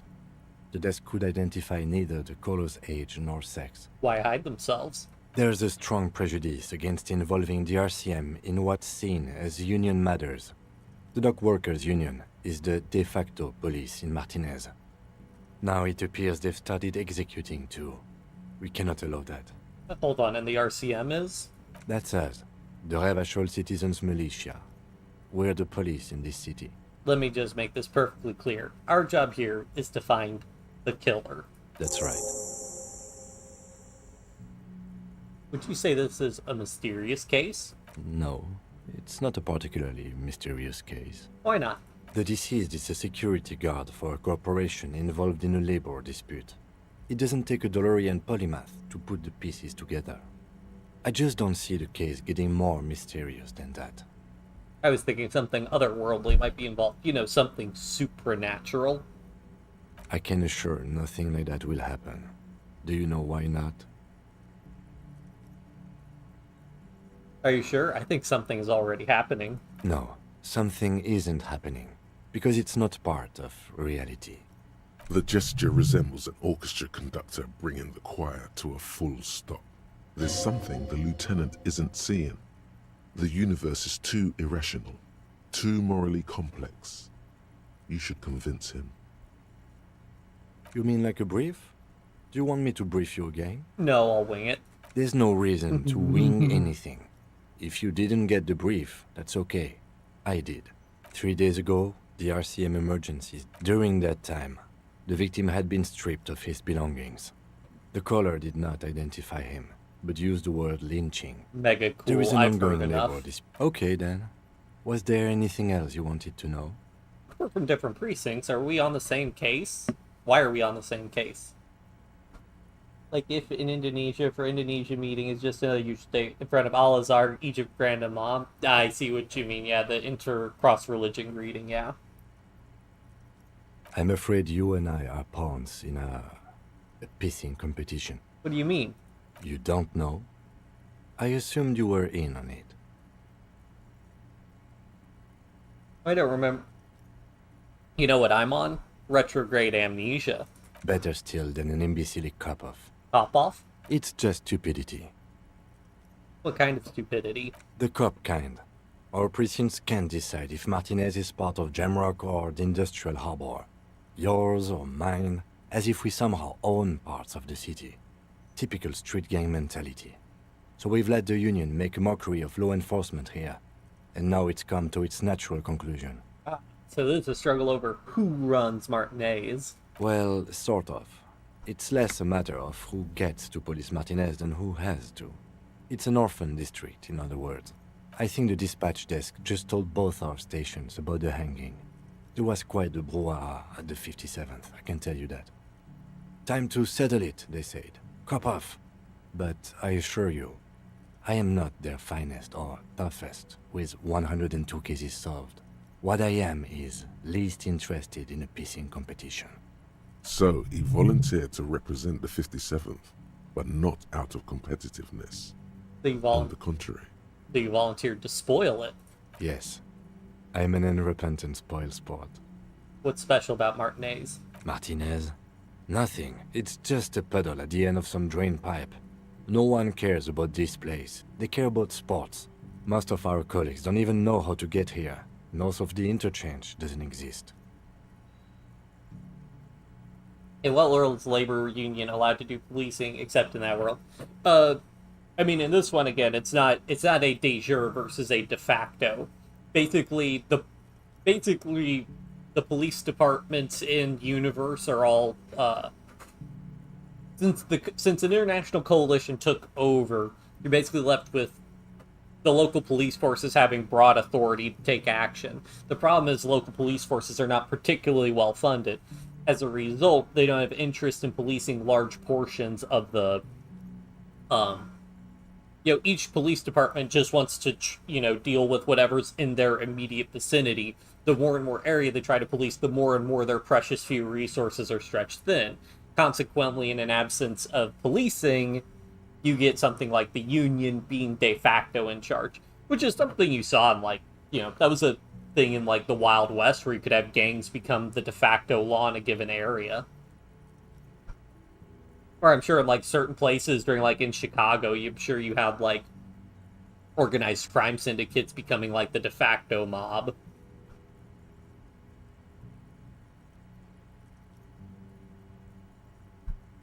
A tremble comes over you. Another after effect of ethanol poisoning, perhaps. Feels like leaves do when they rustle in the breeze, somewhere far away, below the turbine. The 41st and the 57th. The lieutenant was right. It's not about who gets what's north. It's about who doesn't. I wonder what this says about me, that I was sent by my station.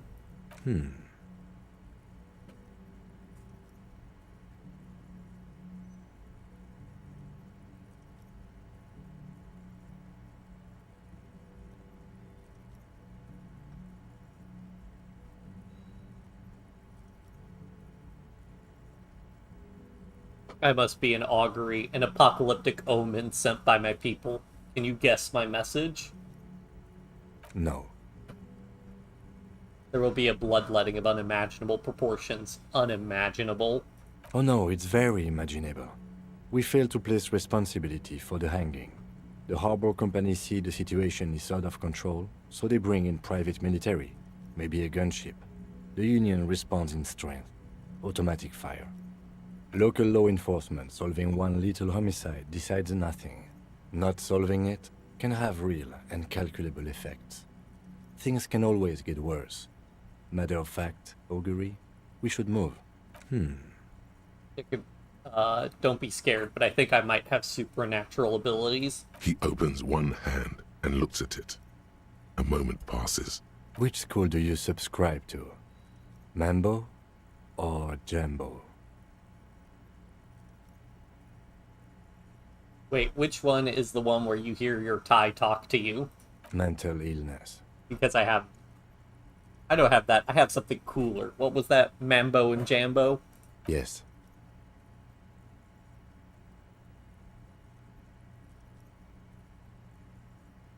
I think I might have both Mambo and Jambo. I imagine strange things and get cold chills too. I didn't know that was even possible. It must be a great burden. It's both a burden and a gift. It's good to have an ambidextrous paradetective in a labor dispute. I can see why they sent you. Should we go? I think I have one more. I wonder what this says about me that I was sent by my station. I probably have an unbelievable kill count. I bet you do. You're right. I'm a super predator off the leash like this. It's about to get very violent. If you could only find your gun. Was there anything else you wanted to ask about the competition? If not, we should move. Okay, enough of the competition then. Tell me something else. Yes, it's a wholly pointless matter. Forget I ever mentioned it. He's actually glad it's addressed now. Why did the 41st send me? The weird and funny conversation combination, you know it. Why did the 41st send me? Because you're the best qualified. No, that doesn't seem right. No, that makes sense. I'm exceedingly qualified. If you're so well qualified, why can't you remember why you were sent? Anyway, don't keep the lieutenant waiting. Convince Kim there's a sexy dark mystery twist in the case. Only banal things strike you. At the core, you're a very banal person with a very small soul. One you should be ashamed of. It's no wonder the soft one doesn't want it back. It was right to abandon you. I want to talk about you. Me? Yes, you. I don't see how my life is pertinent to the investigation. We'll work better together if we have more rapport. That's a fair point. All right, for the good of the investigation, what do you want to know? You're wearing glasses. That's correct. That makes him a binoclard. Completely uncopped material, if you say so yourself. I'm not going to call him a Beano. Glasses are cool. Are they? They're mostly just cumbersome. You don't look like other people around here. That's because I'm half Seolite, or quarter. My father's father was from Seoul. So was my grandmother, but from my mother's side. It's not an interesting topic. What is Seoul? It's a part of the world, officer. A geopolitical entity, and a geographic division. I told you it wouldn't be interesting. You're only making it sound uninteresting. I still want to know more about Seoul. You're barking up the wrong tree. I don't speak a word of Seolite. I've never met either one of my grandparents, and I've never been to Seoul. I'm a regular Revacholière. Tell me a secret about yourself. No. CJ's pose. Ask again. Your brain sends the signal to your lips, but they refuse the order. Something is paralyzing them. You're pretty sure it has something to do with the lieutenant's eyebrow. It's like you're locked down. What's happening to me? Something the matter, detective? What's going on? It's like you're a puppet in his hands. Give up. There's nothing you can do. The lieutenant relaxes his eyebrow, and you seem to regain control of yourself. You ever talk with yourself? What do you mean? You know, when you're thinking, do you ever have conversations with, like, your brain? I have no idea what you're talking about. So how do you, What? Think? I do most of my work inside my notebook. The lieutenant produces his small blue notebook and idly thumbs through a few pages. You're super lucid, yet psychedelic. You don't need office supplies to connect to your nervous system. You're special. That's all for now. Good. Let's change the subject. You seem to be following me. Excuse me? Nothing, just an observation. You have a distinctive way of walking. If I were to walk in front of you, we would surely collide. What do you mean distinctive? I hope you don't take this the wrong way. It's just a collegial observation. In the 57th, we call it the Jamrock Shuffle. Officers from Jamrock's 41st Precinct tend to move a bit erratically. How's that? They say it's a scene-clearing technique developed by one of your lieutenants for gathering evidence. It's erratic, yet thorough. Prioritizes containers. That's racist. I don't prioritize containers. I'm sure you don't. It's just a stupid interdepartmental thing. I'm making assumptions. We should move on. Passing along frivolous interdepartmental stereotypes is not usually his oeuvre. He regrets bringing it up. I think you should know I can't remember anything. No response. He just arches his brow. Okay, forget it. A moment passes. The lieutenant glances at the sports watch on his wrist. Tremble. The time is now. Ta'ola. What time? Time for the show. For Ta'ola. The hallowed time of fear and disintegration. A countdown has begun. All will collapse on itself. The world will disappear into a single grain of blackness. All sound will be muted. All life will scream.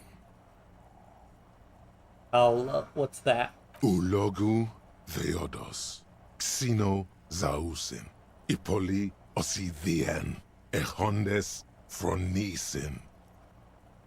Wait, what? When did this countdown begin? Monday morning. The moment you arrived in this reality are the first crack in the sheer face of God. From you it will spread. This is because of the insane world ending I've been saying, isn't it? Yes, you spoke the words of the Palindropos and the houses of Pericarnassus. Items, people, even words will tumble. All will lose its meaning in the coming years. That is why you marked yourself. I do think the world might end soon.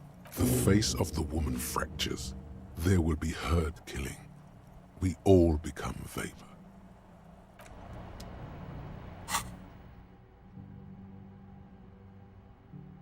Guys, containers type this because it prioritizes a certain type.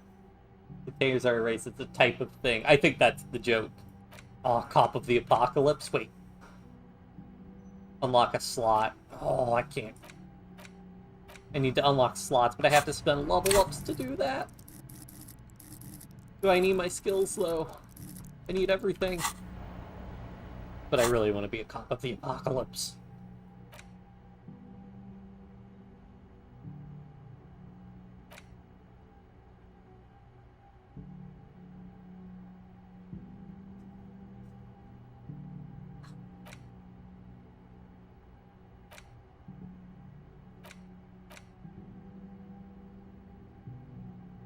Probably do that one, though.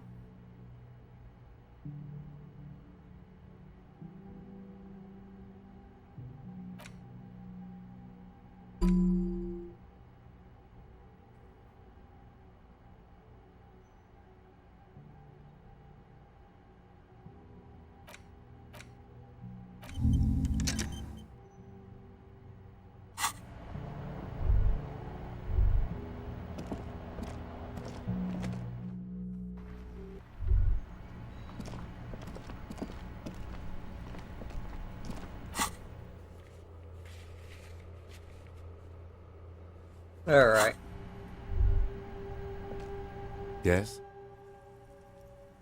What do you want to know? Good. I thought, what do I do to end the day?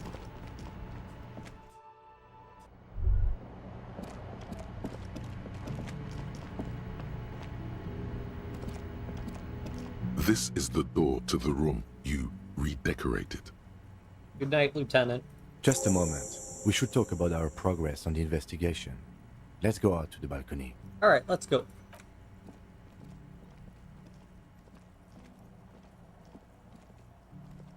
The air outside is brisk. The lieutenant is silent for a moment. He listens to the traffic hum. Then... Now then, we should talk about the investigation. But I also feel you're a bit hazy on the RCM. Our role here, our rights, our jurisdiction, basically. I didn't know you smoked, Kim. I have a cigarette every night when I go over my notes. It's something of a ritual. Oh man, he looks so devastatingly cool with that cigarette. How did you get so cool, Kim? You mean this? This isn't cool. It's an unnecessary trial of will and unhealthy. Keeping the habit within the parameters he's given himself takes a lot of focus. It would be easier to simply quit. Yet, were he to quit, he would lose the cool factor. This man relishes his cool quite a bit, below it all. I think I might want to pick up smoking. Do you have any more cigarettes? I apologize, but I only brought one with me. I have exactly one cigarette every night while going over my notes. Right then, the debrief. Yes. It's been a long and eventful day. How do you think today went? Well, we inspected the victim's body, so that's good. It was not easily approachable in that state, but we did it. I would say our initial inspection was very thorough, and we have solid leads to follow up. Then you shot him in the chest, which wasn't ideal, and we still have to get him down from the tree. I just wanted to make sure he was really dead. Right. As for the interviews, we didn't get to meet Evrard Claire, but we did get into the harbor. It'll be easier to reach him tomorrow. We tried to interview the Wild Pines rep, but she asked us to do something for her first. Fine, so be it. I have a feeling Joyce knows how dangerous the situation really is. We have to get her to talk to us. Above all, though, today was exhausting. What's with all the running? You run a lot. Is that a standard Precinct 41 practice? I have a really good theory about why you're running so fast, son. Just you wait until we get up tomorrow.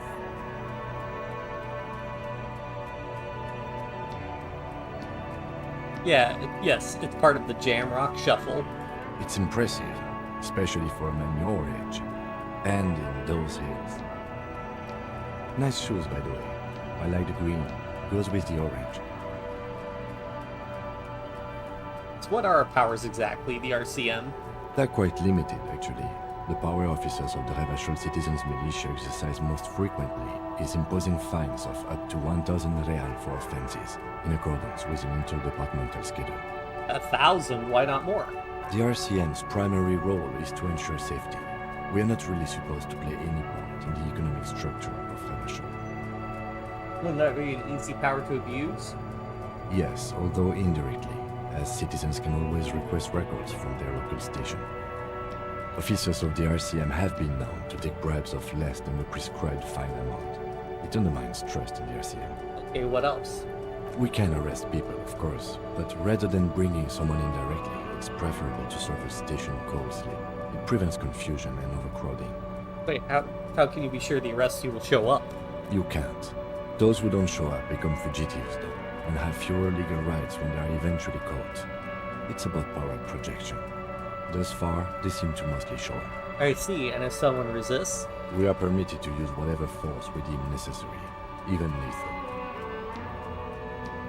Have I killed anyone? That's an improbability. Perhaps even impossibility. Of course you've killed people.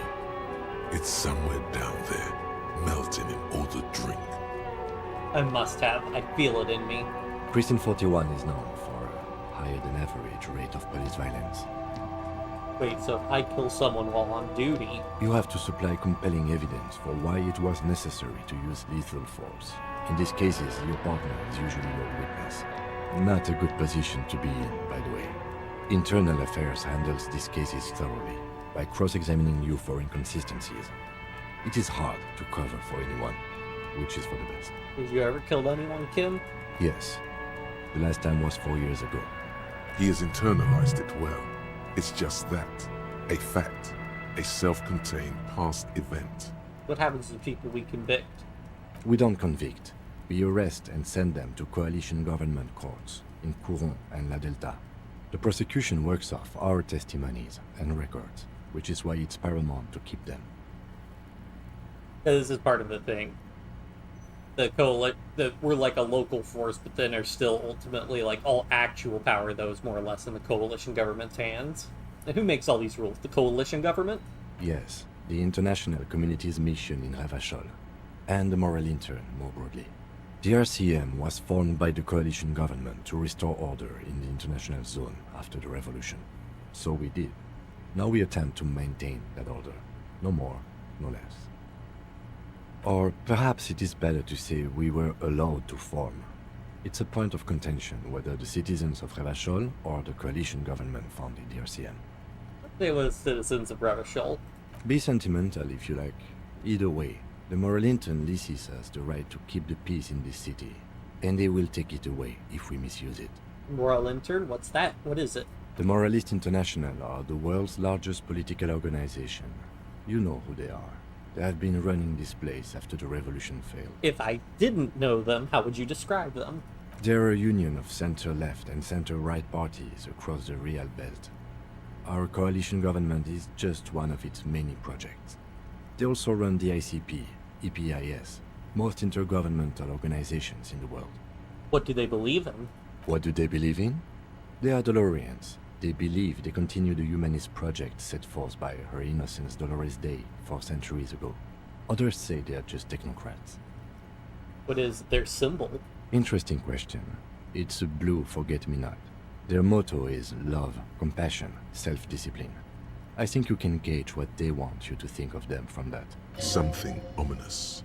Something even a little feminine. But in a strict manner. Something like the dark blue, serious color of the early night sky above. Who was Dolores Day? A historic figure? The author of the modern age?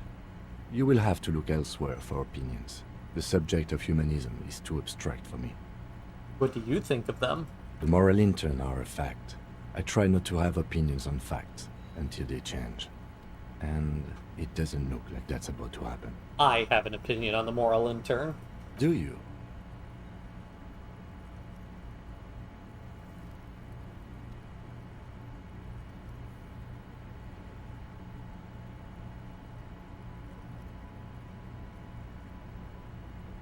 We are Stooges, the world's biggest bourgeois organization protecting bourgeois rights. No.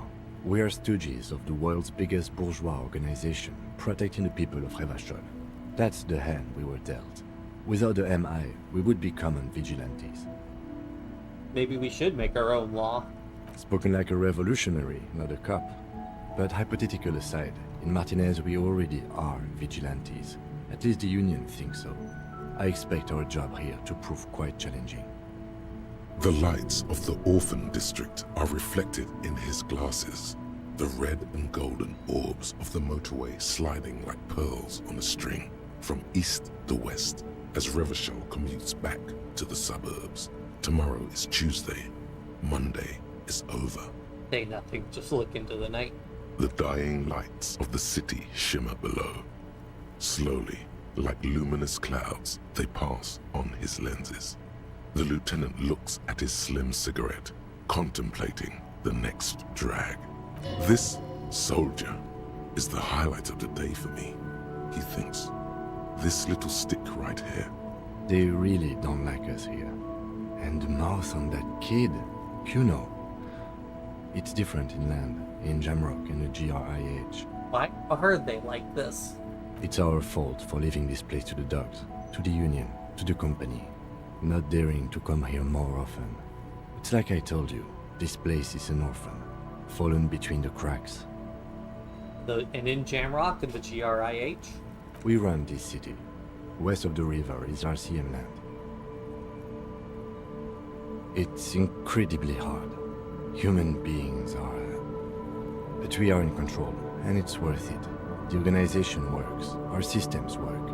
If they didn't, the city would disintegrate. I hope our investigation will help improve the situation here. At least do some good. Me too. But I wouldn't count on any drastic changes in our lifetimes. He is very tired, but the dark circles under his eyes make him look younger, not older. Thank you for this. Yeah, it's getting very cold now. Let's go.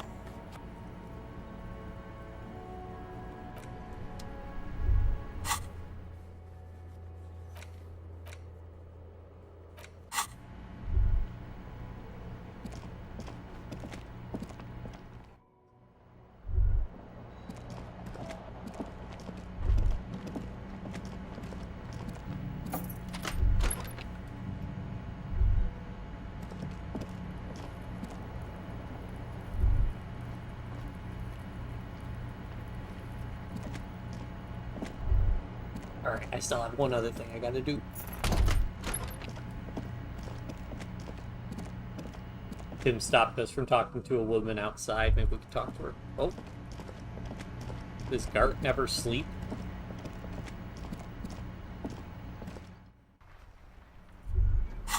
Oops.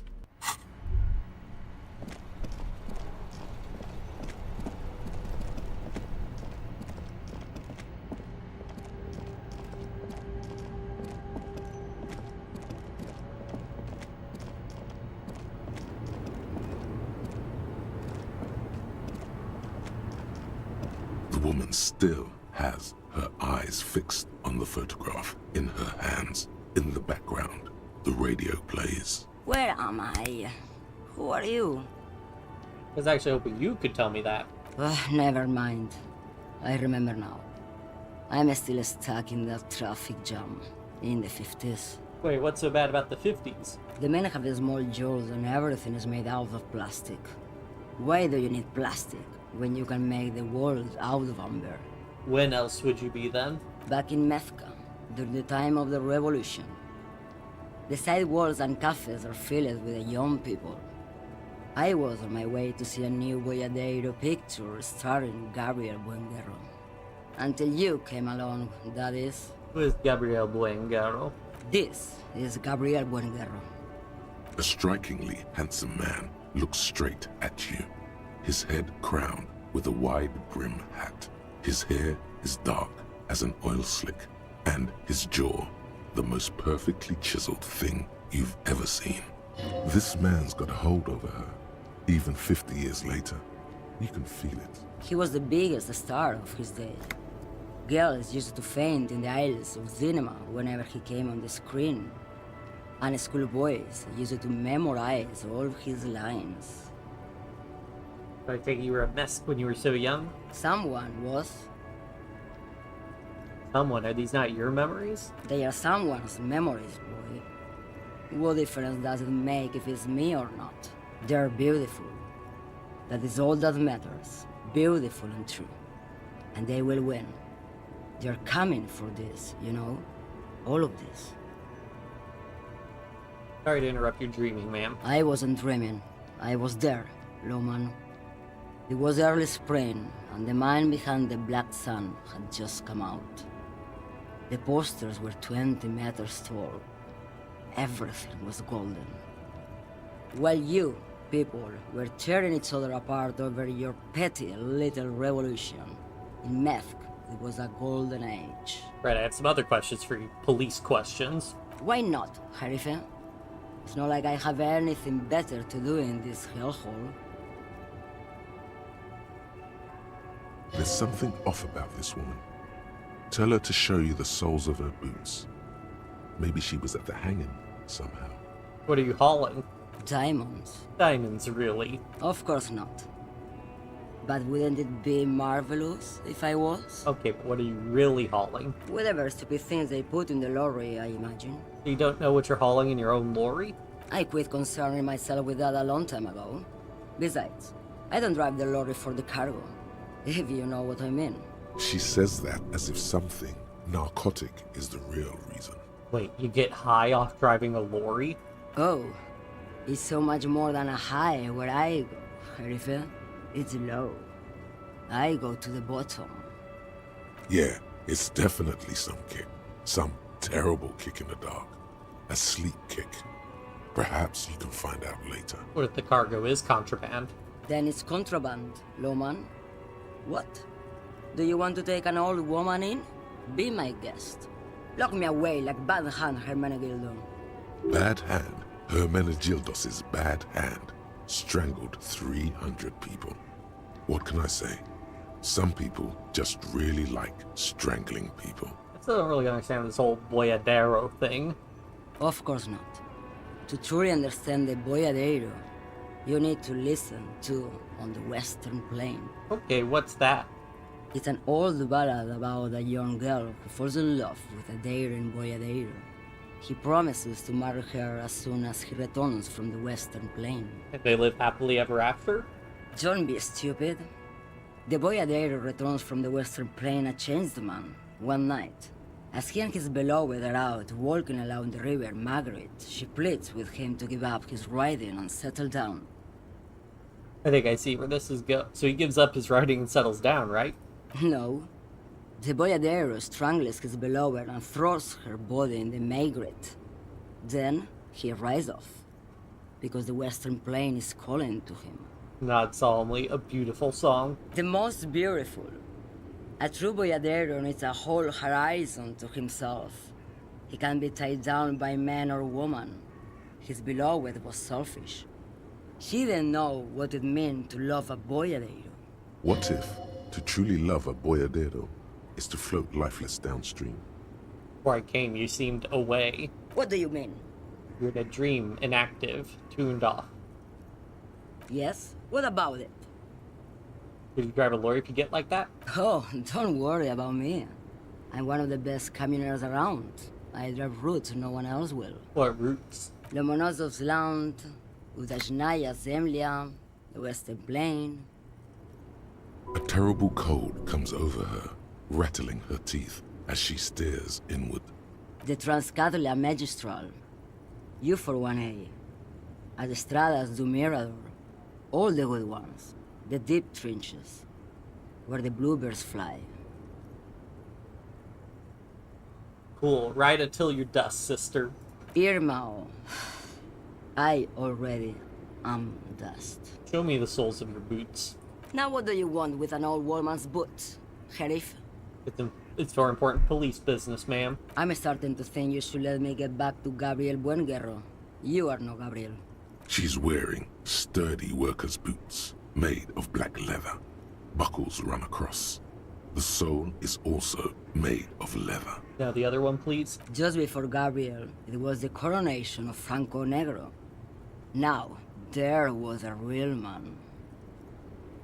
Moreover, the boots were size 37. Tiny. There are too many discrepancies in all this. What coronation? It was. And then it was no more. And I was no longer holding my father's hand. He was no longer descending the stairs in Ryle. The crowd had gone silent. Perhaps it was another Sheriff who came and woke me up, looking at my boots, asking questions. Or perhaps it was one of the others in this carnival. I don't remember. As she says carnival, she gestures to the empty square with the statue and the machines. These are not the boots I was looking for. The feet of a little girl. They fit well on the pedals. You seem like a woman who knows a thing or two about drugs. What do I need drugs for, Lowman? What I see, what I feel.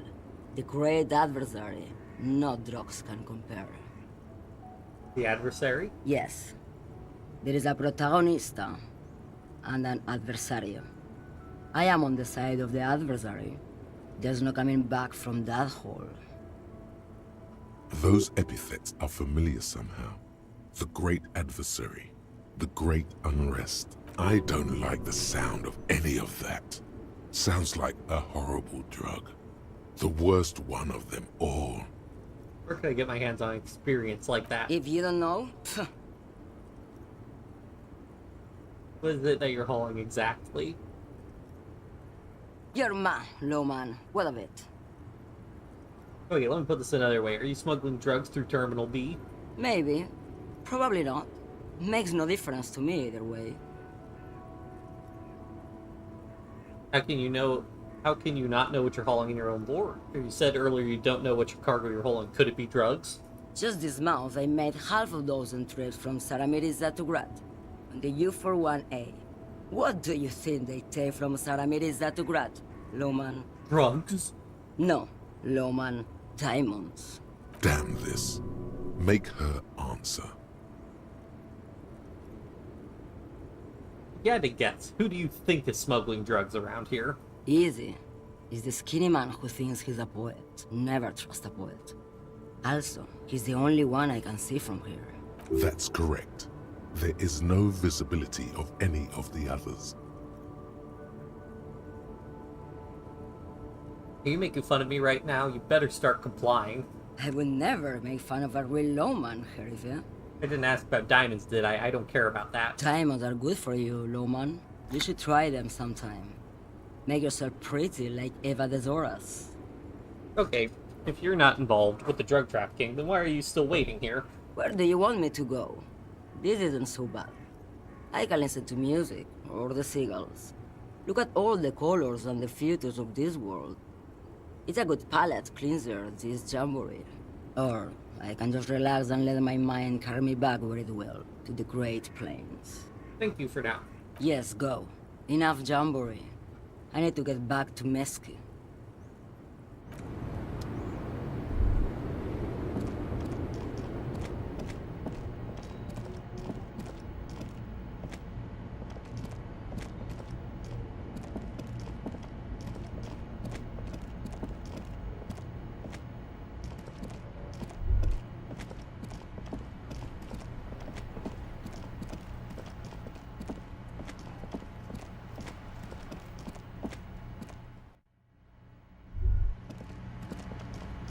Bart's still awake. Can I help you? Can I open this? There's something in. Oh man. Bart, let me in. Can I help? Another thing. Great. I love those. What are you, a cook now? That's none of your business. I have a search warrant. No, you don't. Better believe it, fucker. Fucker? Lay off the swear words. They don't make you cool. This isn't kindergarten.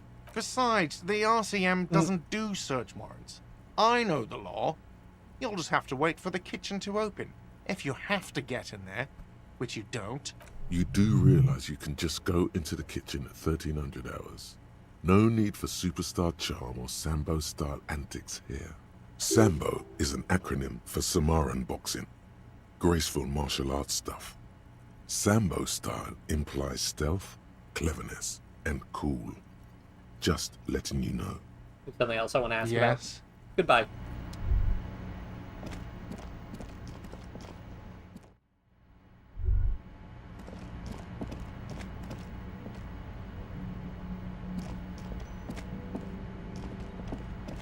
Alright. I think we'll try to see if we can... Or I would fix the thing. Let's see. The window stands broken in its frame. Cold wind blows in.